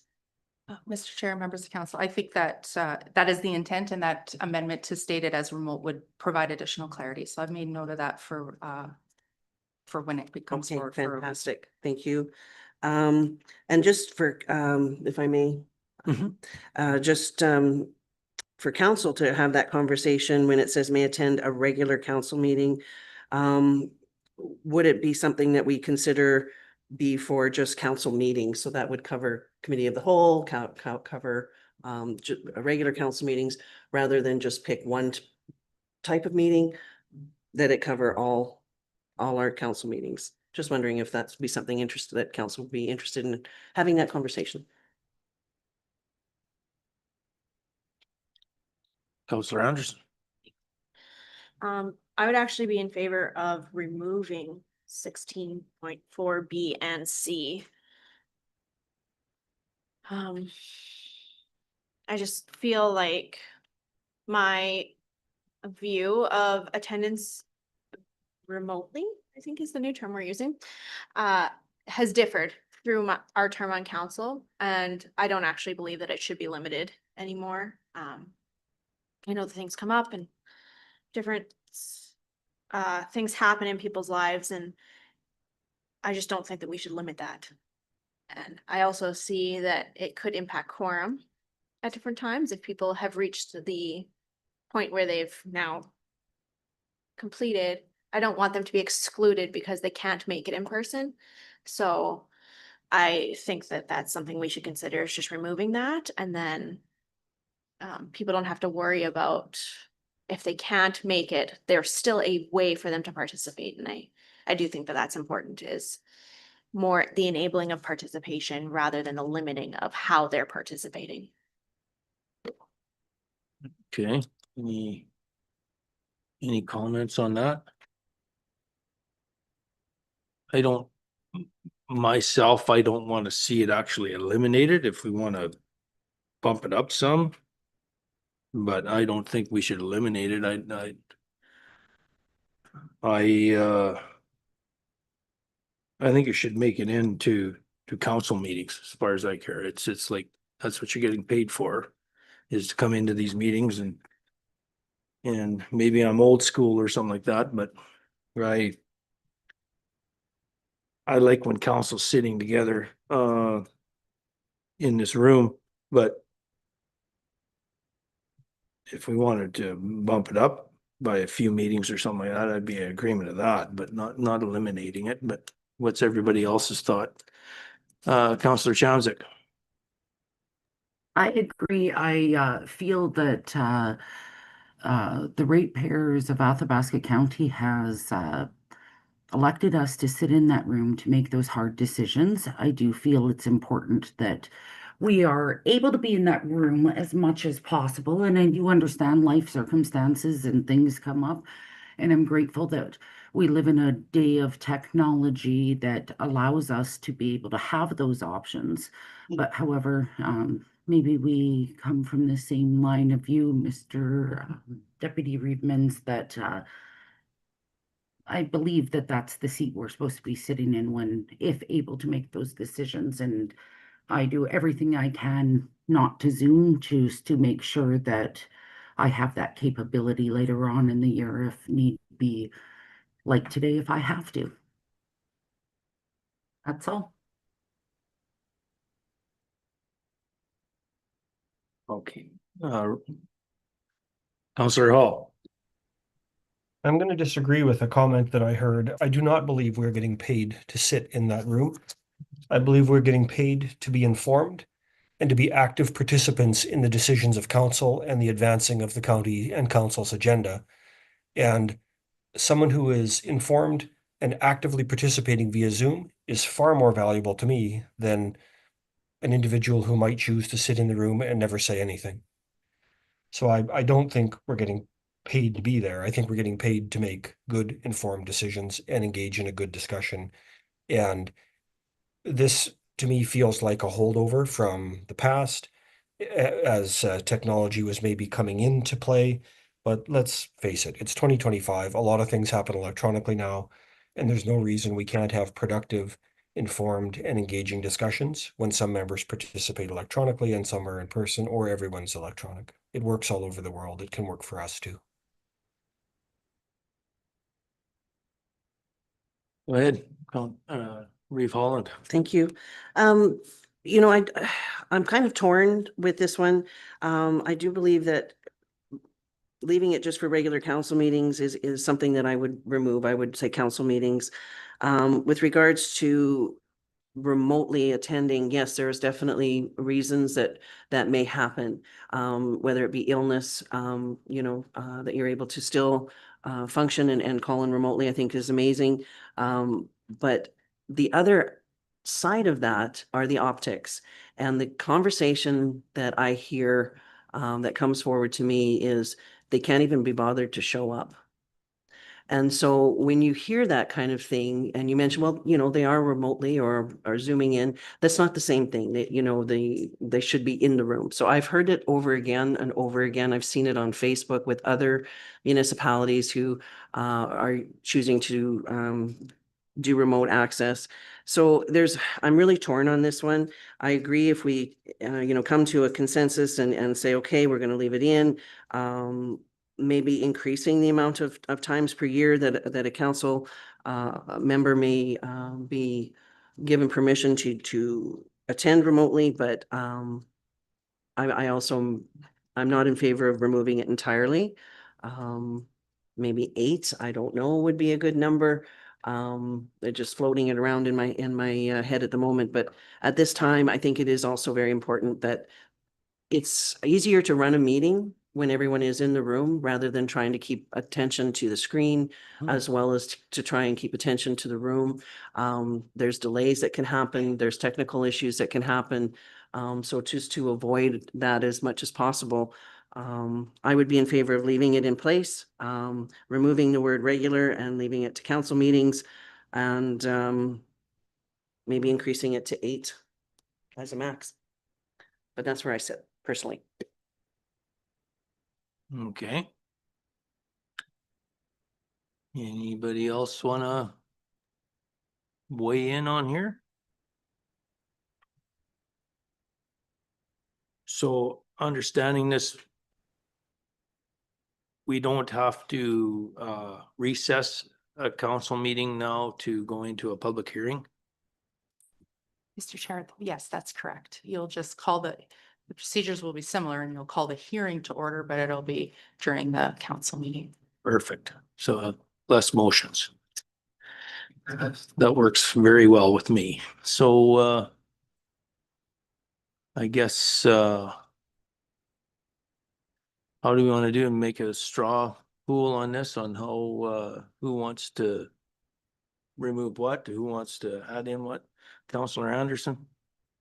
Are we only discussing these revisions to the procedural bylaw, or are we talking about the procedural bylaw as a whole? No, we're just talking about the revisions here. We're not gonna open up we don't want to open up the whole procedural bylaw. We'll be here until next week. And it was just brought forward for the electronic meetings. I would rather, being that I know the CAO wants to chime in here, but go ahead, please. Yeah, Mr. Chairman, yeah, it was our goal just to try to make our current bylaw comply with Bill 20. And we actually had a deadline of April 30th. We were supposed to have these changes made by, and So we limited our scope to really trying to comply with Bill 20 about electronic means we didn't expand it beyond to all the other things that council may or may not want to change, and that's still up to council.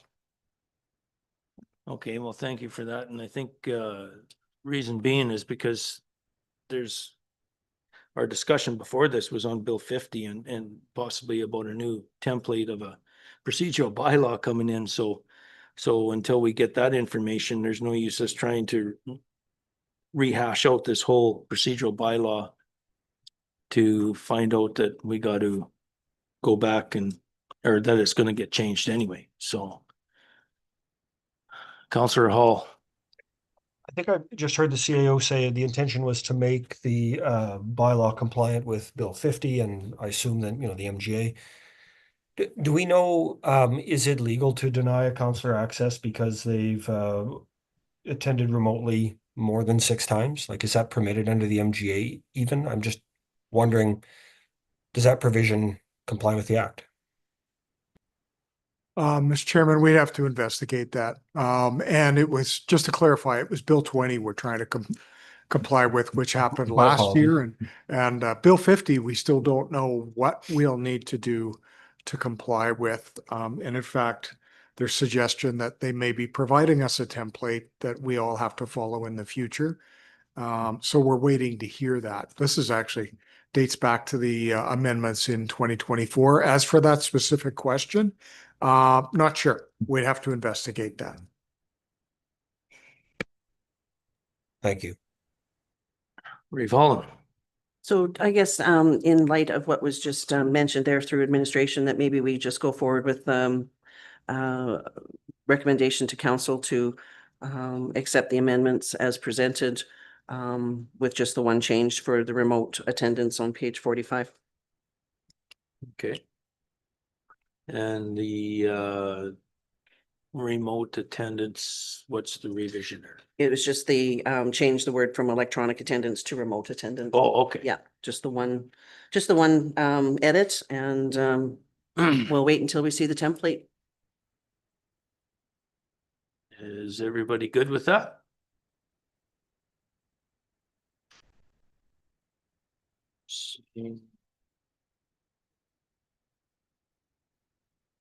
Yeah, everybody's okay with that. I guess we'll move the recommended, who wants to, okay. Reeve Holland. Just to recommend to county council to Amended. give first, I guess it would be first, second, and first reading, the bylaw 012-025 be forwarded to future council meeting for first reading with the one amendment of changing electronic attendance on page 45 to remote attendance.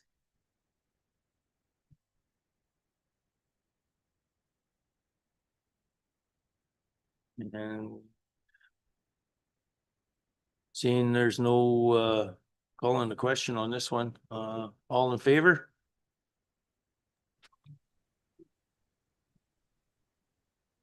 Opposed? Nay. Councillor Chamzik, did you vote? Yes, I was in the affirmative. Okay, so that would be 4-2, so motion carried. Okay, thank you for that. Draft pet control, 6.3, draft pet control bylaw.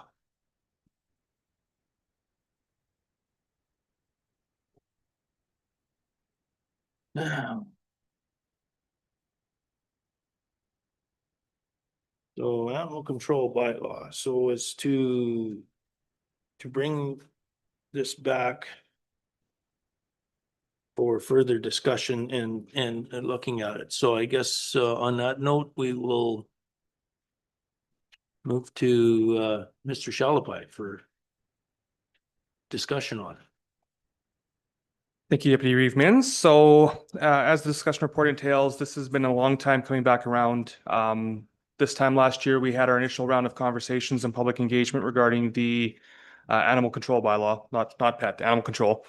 Following the last presentation, we started observing and working with some of our neighbors who were going through similar processes. So we actually took a big step back, making sure that this was the right fit for Athabasca County, that they have the appropriate approach. We did send some of our enforcement officers out to conference as well. The Alberta Municipal Enforcement Association had a big session on animal control, specifically led by the SPCA. So we sent our folks out to make sure that we weren't missing anything. Like, this is pets are obviously family, and we want to make sure that we are not missing the mark with this. As well, over the same period, we continued to work on our pound services conundrum, which today we still have not solutioned, but we did, we went out for tender, did an RFP, and we're working with local businesses, and we still haven't quite resolved that. So after much effort and research, we did make a few changes from what was presented to Cal last time. Some of the notable changes, we removed the section on cat control. In the previous version, we were getting into a world of managing our feline friends, and that seemed to be a pitfall that we really didn't want to get involved in. So we've removed that from the draft bylaw. As well, we had a section that was kind of a throwback to earlier days regarding trapping of animals, where we'd rent out traps to people, and that opened up a whole bunch of potential litigation on the county. So we've since removed that section. So if we do have to trap, it will be our trained officers doing it, not someone renting a trap and hoping for the best. So other than that, there was some fine tuning that happened. We made some tweaks around the over limit permits, exemptions. One area we ran into was the RV parks and campgrounds. So we've amended that as well. We got a question here. Councillor. Sorry, before we move on from the animal trap section being removed, do we require that in order to rent out skunk traps? Like, are animal control officers now going to have to do that themselves, or? Through the chair to Councillor Anderson, no, we don't, because the skunks are considered wildlife, where this Okay. is specifically It's for, Specifically for domestic pets? yes. Okay, Yeah. perfect. Just wanted to make sure, because I do not want to see that service go away. No, does not affect agriculture at all. Perfect. I was thinking the same thing. And other than that, a lot of it was just minor amendments from the feedback we had in the last cow. And again, we bring it back for council's review and potentially advancement onto council, or county Okay. council. Yeah, I think Reeve Holland had a question. I do. Thank you. Thank you for all the work that has gone into this. It's huge. And I can imagine a little hair pulling at the same time, trying to figure it all out and satisfy so many. I just had a couple of questions on page 55, 6.2.4. The owner is a nonprofit association engaged in the provision of specialized dog services, including but not limited to guide dogs, police service dogs, and search and rescue dogs. I didn't see anywhere in here, and maybe that's where it fits, but not limited to for mushers.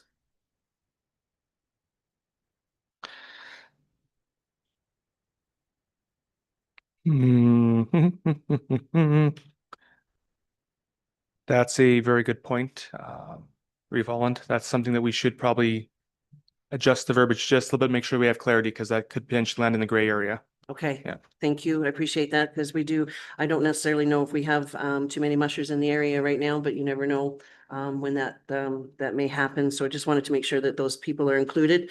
The other question I had, just for clarity purposes only, for myself, is in 7.3.1, at least 2 bona fide complaints. The bona fide meaning that would eliminate any vexatious type complaints. Through the chair to Councillor Holland, that'd be correct. Our officers investigate the complaints, and we'd be weeding out the vexatious or frivolous complaints that come in. Okay, Yeah. fantastic. That's great to know. And then the last item I had is just a little typo that you probably would want to know about. It's on page 58. It's in item 13.2, and it is in the second sentence when it mentions a serious wound. The I is just missing in serious. Just a little typo for you. And other than that, again, thank you so very much. I definitely know this has been a long time coming and will be very helpful to our enforcement officers for these situations. So thank you. Okay, so Counselor Hall. Two things. The section 14.1 is more or less a repeat of the definition, but they're not actually internally consistent. They're slightly different. And so I'm not sure if there's really any value in including 14.1 at all when abandoned animals is defined already. It's a defined word. So I would propose to you that you don't need to redefine a defined word.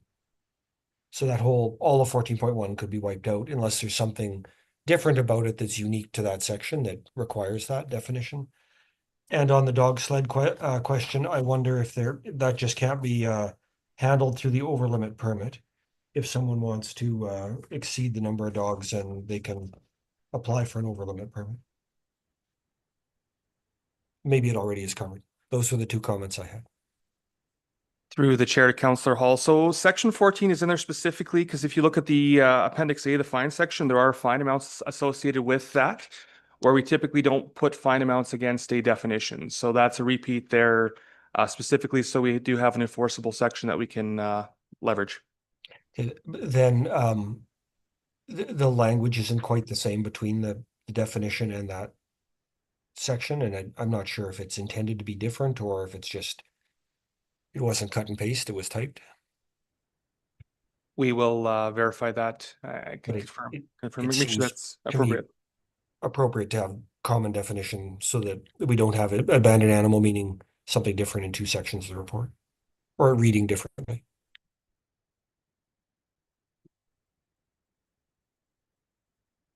I was reading here, so if you're looking at me for guidance.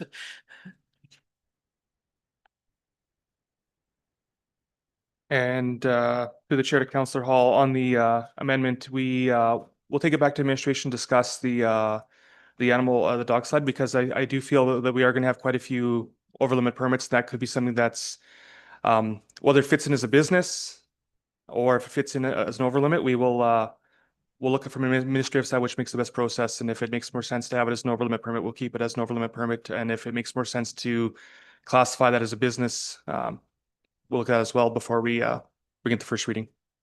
And as someone who has lived beside one of those, it was very much noise free on most occasions. But I think about those type of uses with dogs where you're training them like that. I think it would be important that we do consider some of the similar rules that we would have around kennels, where there needs to be some neighborhood consultation, because I'm not sure that it makes sense for to just permit that sort of in any specific location. Okay, Counselor Anderson. Are we anticipating, maybe I should say, how many over limit permits are we anticipating for agricultural use, like farmers, ranchers, larger agricultural operations that have working dogs on the premises? How big of an impact are we expecting that to be? Like, are we expecting it to just be 3 or 4? Are we expecting it to be 20 or 30? Kind of wondering for that working dog classification. I know we had talked about that previously when we had spoken about this bylaw before. So Through the chair to Councillor Anderson, I think it's going to be more significant than 3 or 4. I know folks out in my neck of the woods where on the agricultural side, they might only have 2 or 3 working dogs in the yard, but then they have 3 or 4 lap dogs in the house as well, which puts you over that limit. So this has been discussed with our enforcement team in terms of how best manage, and right now keeping them as a requirement for over limit permits doesn't muddy the water as much. There's a lot of folks out there that are claim to be agriculture that maybe aren't agriculture. There's a lot of folks out there that maybe have 1 working dog and 7 lap dogs. So it's very difficult to paint agriculture with one specific brush, unlike areas where we have business licenses in place for kennel or the place like Scars. Agriculture, it's a much broader definition. So it's for now, our intent is to move forward with the over limit permits, and And total numbers, your guess is as good as mine. I only know what my neighbors have, and again, a lot of folks keep, you start talking about animal control bylaw, they get very quiet very quickly. Right? And I think a big part of that story too is just the fact that administration has thought through those kind of scenarios and is prepared for that. And I think that's great. It's great news and something that we can be more proactive about. So thank you. Perfect. Okay, any other? Counselor Gerlach. This bylaw there to enforce strict numbers, or is it there to use in case there's a problem that you can revert back to the strict numbers to deal with the problem?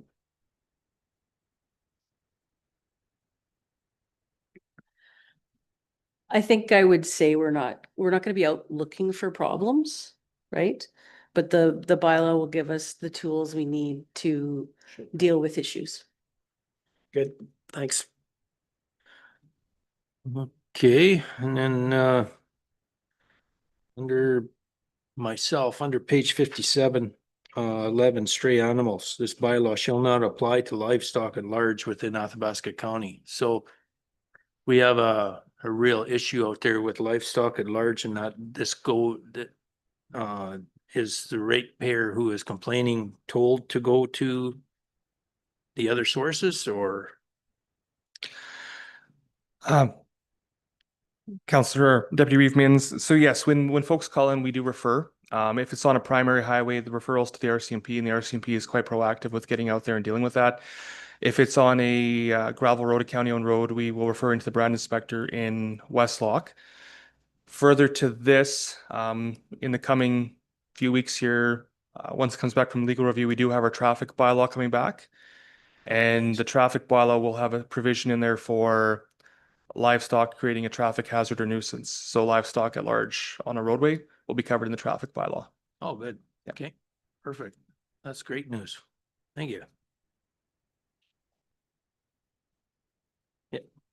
We're ready to go for motion? I think we're ready to go for a motion because can't see any other hands up, so sure. Okay, so as recommended to direct administration, to recommend to county council to direct administration to finalize the draft animal control bylaw as discussed and forward it to the May 29th, 2025 regular council meeting for first reading. And that way it includes the mushing thing. Giggling here because I see a clap of hands, so that's perfect. So on that motion, if there's no other discussion, all in favor? Aye. Looks like that passed unanimously. There's no opposed, so that's what, 7-0. So here we go. 6? 3? I know. Oh, 6. Okay. Oh, yeah. I know it's Learn to hard. count here sooner or later. So, but okay. Do anybody need a convenience break or anything like that, or do we want to just keep on rambling through here? Seeing not a bunch of waving arms, we will move on to 6.4. Fire response cost recovery. That is page 63 of your agenda. So there's some background discussion to follow up and request for more information. So I guess Chief Shalapai, give us more information. Alrighty, so Deputy Reeve Mins, so from the last Cal presentation, we came with kind of a whole bunch of information that was not very collated. We have gone back, we've done the research as requested. What I can say is we've been consistently inconsistent with application in the past, and that's one thing I've strived hard to get away from, is being inconsistent with our ratepayers. So what we have is a 3-year average in terms of billing. I'm going much further beyond that. It gets really kind of anyone's guess. On the structural firefighting, there's again a wide span depending on the services needed. One case, we had a fire where the fire department got out there, the house was basically in the basement already. They were there for an hour, put the basement out, moved on, $700 bill. On the other end of the spectrum, we had one where the crews were out there for several hours and it was a $13,000 bill. So a lot of these incidents, depending on the continuity, and the state of the event when we get there, we do see some pretty big extremes. So wildland firefighting, smallest bill was 450, the highest bill was 18,350. And we have put the averages in here for each as well. The sample data is, I like numbers. Looking at 14 and 7, I'd love to have more sample data for you, but this is just what we have in front of us right now. With that said, we had a lot of conversations about potential caps. I think this information really kind of paints a picture that the average invoice is, even for wildland fire, was $6,500. So we're not seeing, normally not seeing massive invoices going out to our residents. The second piece, so I'll kind of skim over some of that. The second piece was the scenarios. So to kind of help give you guys some decision-making ability here, we have ran through 5 different scenarios in terms of different ways we can run a operating model. And these, looking around the province, there's many municipalities that are doing many different ways. So really, you pick any one of these, you can probably find somewhere in the province that they're doing it. For us right now, we're kind of under scenario A, which is the uncapped hourly service rate, where we're just billing by the hour. Doesn't matter cause, origin, any of that stuff. We're sending a bill.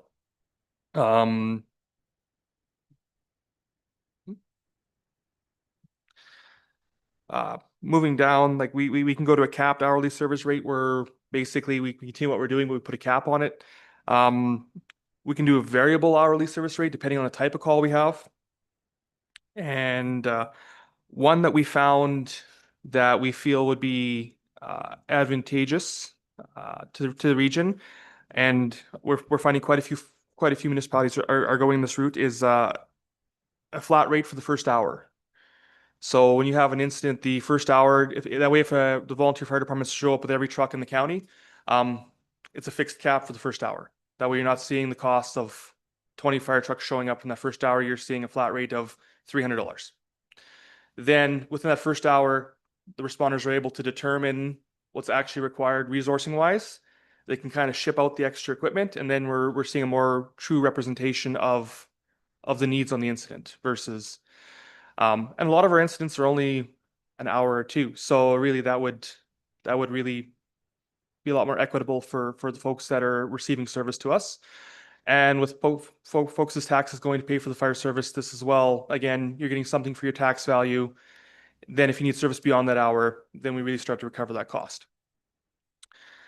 And then option E is we go to an origin base where we really try to pick on human cause versus natural cause. So when I say natural cause, no human activities involved. So that would be lightning strike in the wildland or electrical failure in a house. Wiring's 40 years old, things break down. That's not anyone's fault, whereas natural omission of a human would be human caused. We can go after that. Other verbiage would be negligence. We can tie back into negligence as well, but it's somewhat difficult to prove negligence, and that's one where you typically end up in court over. So we have a whole bunch of different options for how we want to carry this forward. So I again look to council to see where the interests kind of lie. If kind of the flat rate, then variable is something that council has appetite for. If we feel that would be advantageous, or if there's another option here that I've listed, or maybe an option I haven't listed that council would like to pursue. Again, I've provided the information we can at this time, so I look back to council. Go ahead, Revolve. Thank you. I just have a question. When it comes to setting the rates, and for instance, we go away from what we have as our current model, does any of that impact, I guess, invoicing or cost recovery for disaster cost recovery? Does any of this impact that? Through the chair to Councillor Holland, under the DRP, they use the WUI Wildland Urban Interface rates for cost recovery and the ARCA rates. So our bylaw does not impact that.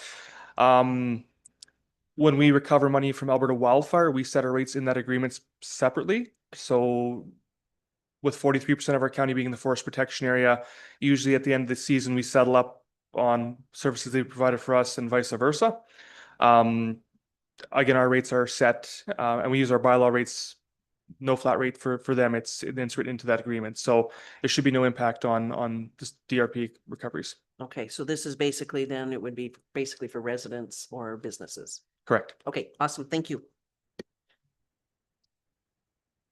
Okay, any other questions to the chief? Councillor Anderson. Up to the table. I really like the idea of a flat rate for the first hour. And then the invoice bylaw rates for any subsequent hours. I think just the few complaints that we've seen while we sat here, that would have alleviated a lot of that is having that flat rate for the first hour. So I really like that idea. I think that's great and something that could benefit a lot of people. I'm still not sure about the caps. To me, I still think that we really need to make sure that we're not incentivizing people to not have insurance. So I understand why a cap, but that part I'm still looking for other people's input on. Thank you. I'm glad you mentioned that. I am really leaning towards scenario D, but I also looked at the capped, the suggestion, and of course it was just suggested, but you know, for us to have that conversation. In looking, last time we had this conversation, Lamont was doing their public engagement on this, and I just recently had a review of their bylaw. I didn't read it to its entirety. It was a real fast skim, but their cap that they placed was 25,000. And judging by the changes that I'm seeing in insurance, and I'm not saying all policies, I'm just, of course, I'm looking at mine and a couple of other folks that I know, the increase to wildfire as well as grass fires, as well as fire response as being seen through insurance. So for me, I agree. I struggle with the cap, but when we're looking at some of our neighbors, as I referenced Lamont at being 25,000, I went, okay, that's up there. But it also is sort of in line with some of the other things that I'm seeing. I know our policy is 50,000 for wildfire. And also notice AMA is putting out a pilot that I had sent through. I didn't really read it in its entirety as well. I'm trying to get more information on it, but AMA is sending out a pilot project for the next 2 years that if there's a wildfire threatening your home, you're insured through AMA, they will send out a group to try and help save your home, because of course the insurance costs are going through the roof, as we've all seen, and then the billions of dollars that are going there that way, that it would be cheaper to send out a structure protection team rather than dealing with a complete loss. So I'm seeing that insurance is also reacting to these types of things. So I would think that if we're going to, if cap is something that the council is looking at, that it be more in line with what insurance is doing, and I would say 20,000 would be more where I would feel comfortable, but it's again conversation to take place here amongst us. Okay. Anybody have any discussion on that, on the cap? Sounds like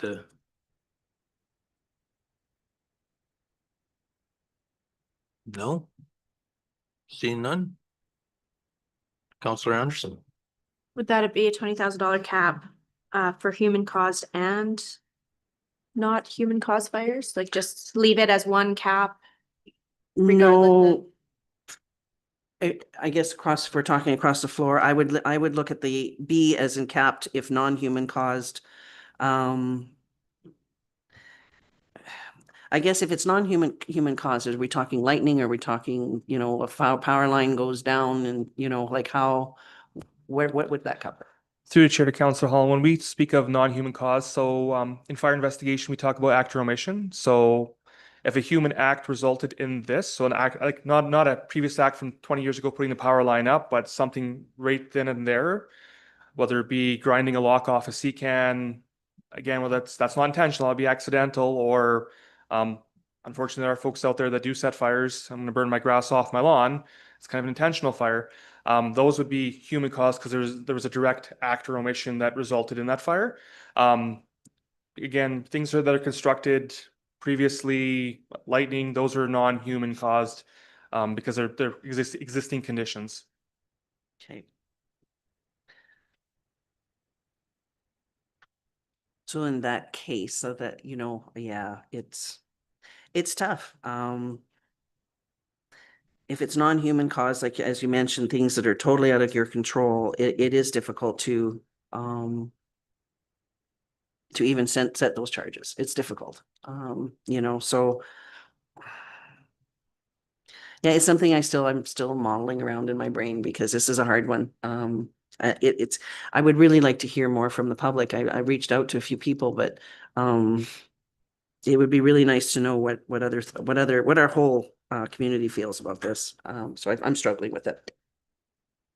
Councillor Anderson. Through the chair to the fire chief. In the most recent example that we've had of where somebody burned a brush pile in the wintertime or burned a bale or whatever it was, and then it sparked up months later, what would that be considered? Is that considered human cause because it's, you know, within the last 6 months and it sparked up? Or is it accidental because it's not like they were standing there that day to light the fire? Through the chair to Councillor Anderson, we would consider that human cost, because again, there was an intentional act to light a fire. And I mean, anyone who burns has a responsibility to ensure that they are managing their fire. Again, ensuring that it's properly extinguished at the tail end. So really the fire was never extinguished. They lit a fire, it burnt down to smoldering, they left, it continued to smolder and burn. So the fire was never out. It was as a result of that act. Yeah. Councillor Hall.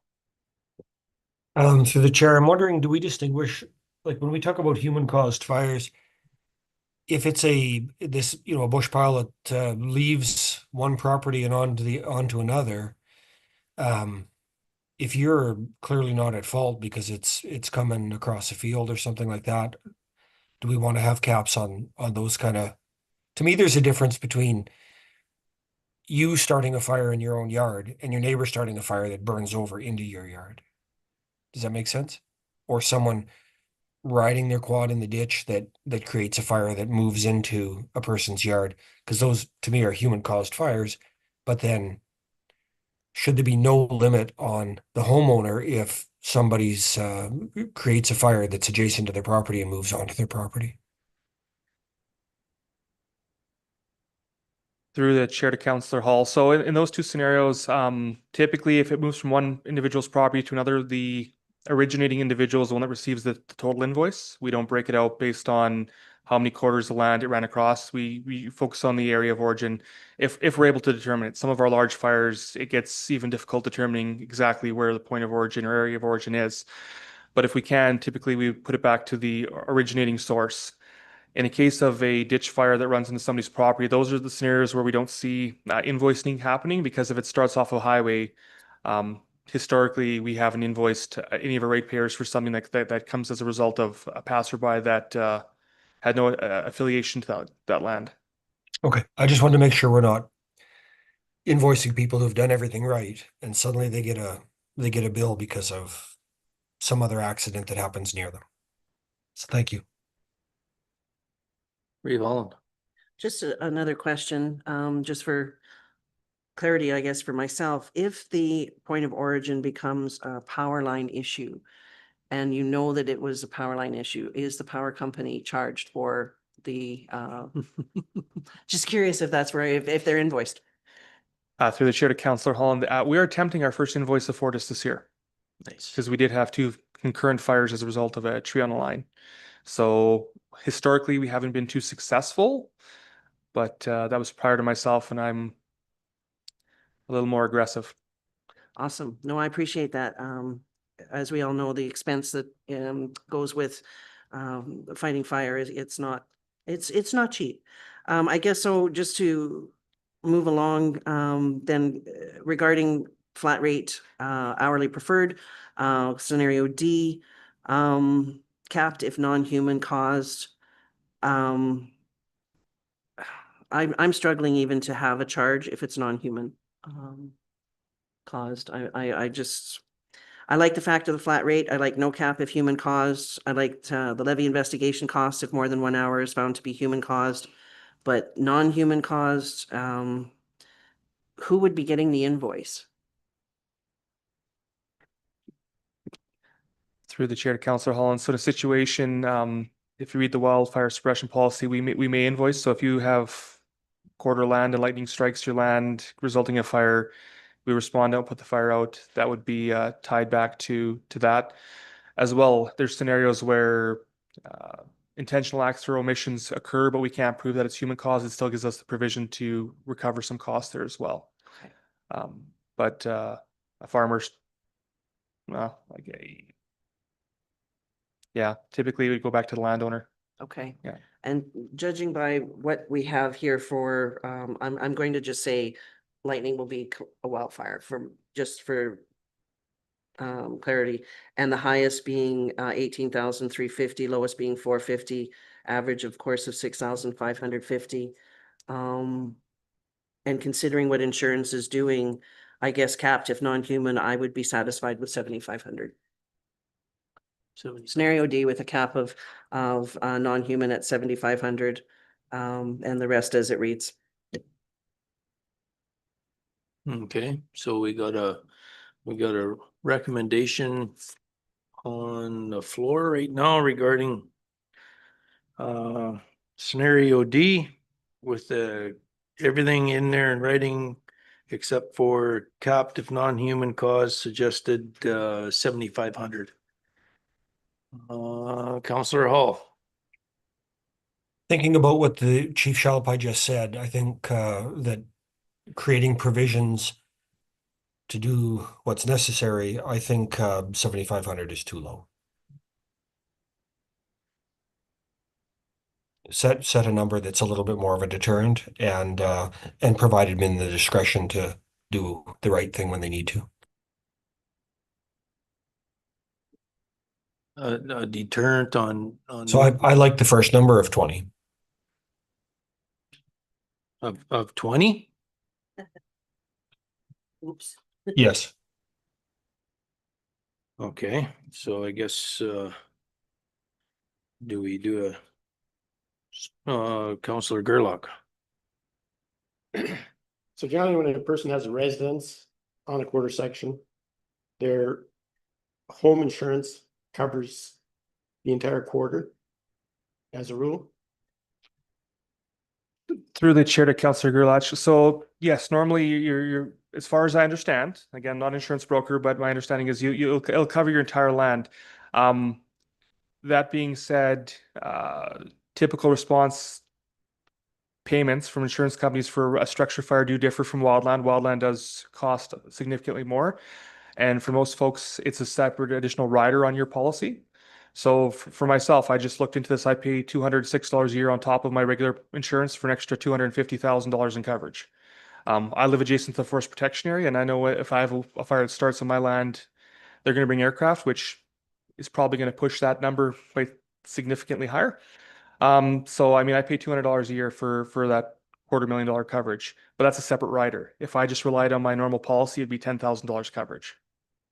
Okay, and if you have property that does not have any buildings on it, then you insure that, or is it? Like most people insure their home quarter, or whatever, where they have buildings and whatever, but as far as a pasture quarter or pasture, they don't carry insurance for fire on that. Is that prohibitive to carry insurance, like cost wise? I'm sorry, Councillor, is your microphone up? Yeah, it's Yeah, on. yeah, Sorry, please. I'm looking the other way. Is it prohibitive to carry insurance on regular farmland? Through the chair to Councillor Gerlach, I really can't speak to that. I know of one scenario where, again, in individuals farming basically a separate quarter, and their farm policy does extend over onto that quarter in terms of liability and fire, but that's agriculture. I'm not sure if a person's got a recreational quarter, if there's, I can't speak to that. Because I have difficulty if a fire starts on a pasture quarter land and you have no idea what the origin of the fire was, that you could be hung with a fairly significant bill. You know, with really no fault or to me, that seems like the time when resources should be pooled and taxpayers as a whole should cover those costs. And through the chair to Councillor Gerlach, I believe that's when the provision, we're going to make sure that we have the appeals to council.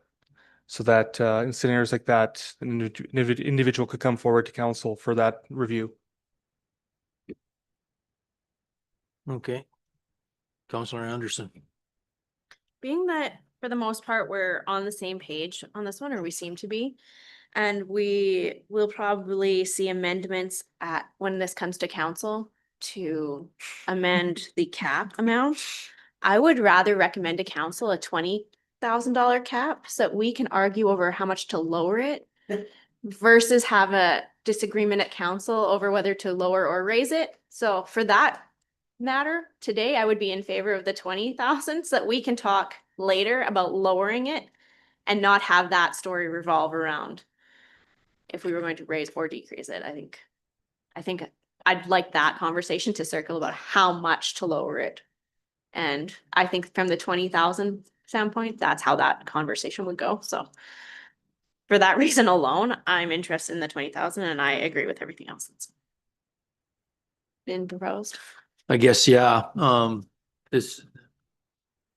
this meeting here is right when we're supposed to have this discussion, so we can just move it forward quick. But I do agree with you also, Counselor Anderson, that so whether we pass something through here today, we automatically know we're gonna be beating the heck out of this again at a council meeting.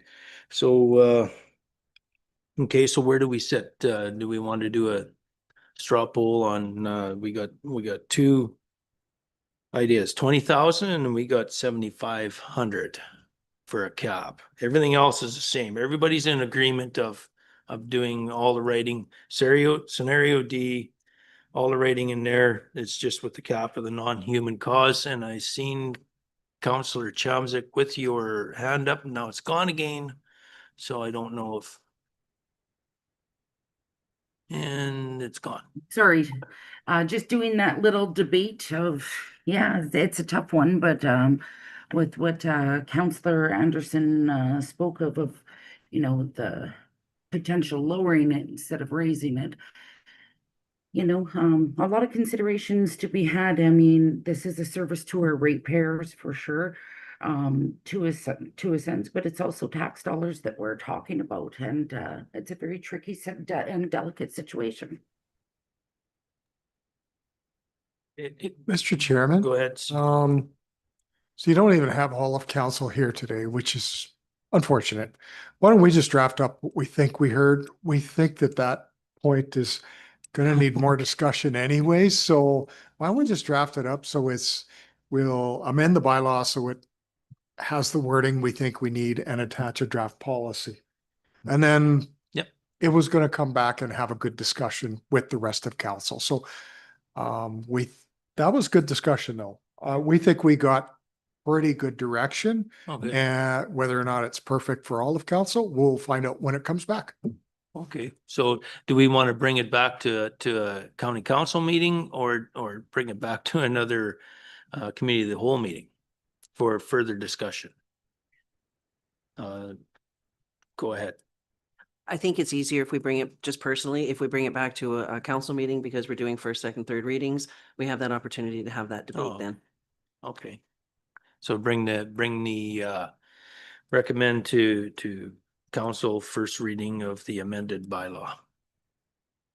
Would that work? Yeah, Mr. Chairman, we'd bring something back and just recommend first reading. Yeah, and then we can beat. Just the heck- first reading and then we'll see where it goes from there. Okay. Sounds good to me. So who wants to make that motion? Counselor Anderson makes that motion to bring back first reading of the fire control bylaw or whatever it is. And fire response cost recovery bylaw to a future county council meeting for first reading. As amended, With scenario D, scenario D. with captive non-human of 20,000. Okay, capped at 20,000. Work for everybody? Okay, all in favor? Right. Aye. How do you vote, Counselor Chamzik? I was in the affirmative again. Okay, so that is 6. No opposed, so we'll move on from there. So, we have a draft policy of social media. We want to do that one before we break for lunch, right? Okay, all in favor? Okay, 6.5. Let's move that along to Reeve Holland. Thank you. Have a discussion. Actually, I don't want to have a discussion. I think that we can, for me personally, to forward the draft policy, the motion to recommend to council to have the draft policy adopted by county council. There's a lot of work that went into this. And I appreciate what the changes are here. And I think it's a really strong policy. And again, when it comes to social media use, taking council out of this one, as council will be having their own up and coming, I think is excellent. So thank you very much for the work that's gone into it. Okay, awesome. So we have a motion on the floor to recommend to county council for the forward of the draft policy on social media use. Any discussion? Seeing none, all in favor? Aye. Councillor Hall? I'm waiting for you to call a vote. I did. Nay. Okay, on opposed, okay. Okay, so we got 4 to, did you vote for it? Okay, so 5, 1 opposed. Motion carried. Okay, we're gonna break do we want to take a motion to go into closed right now and then we'll break for lunch? Reeve Holland made a motion to go into closed. All in favor? Aye. You're Aye. opposed. Okay, so do you want to talk about it? Because I don't want to get into trouble. Well, once we go into closed, I think there's a requirement for those joining us via Zoom to keep their cameras on. And I'd just rather do that right after lunch so that they're not hopping on and hopping off.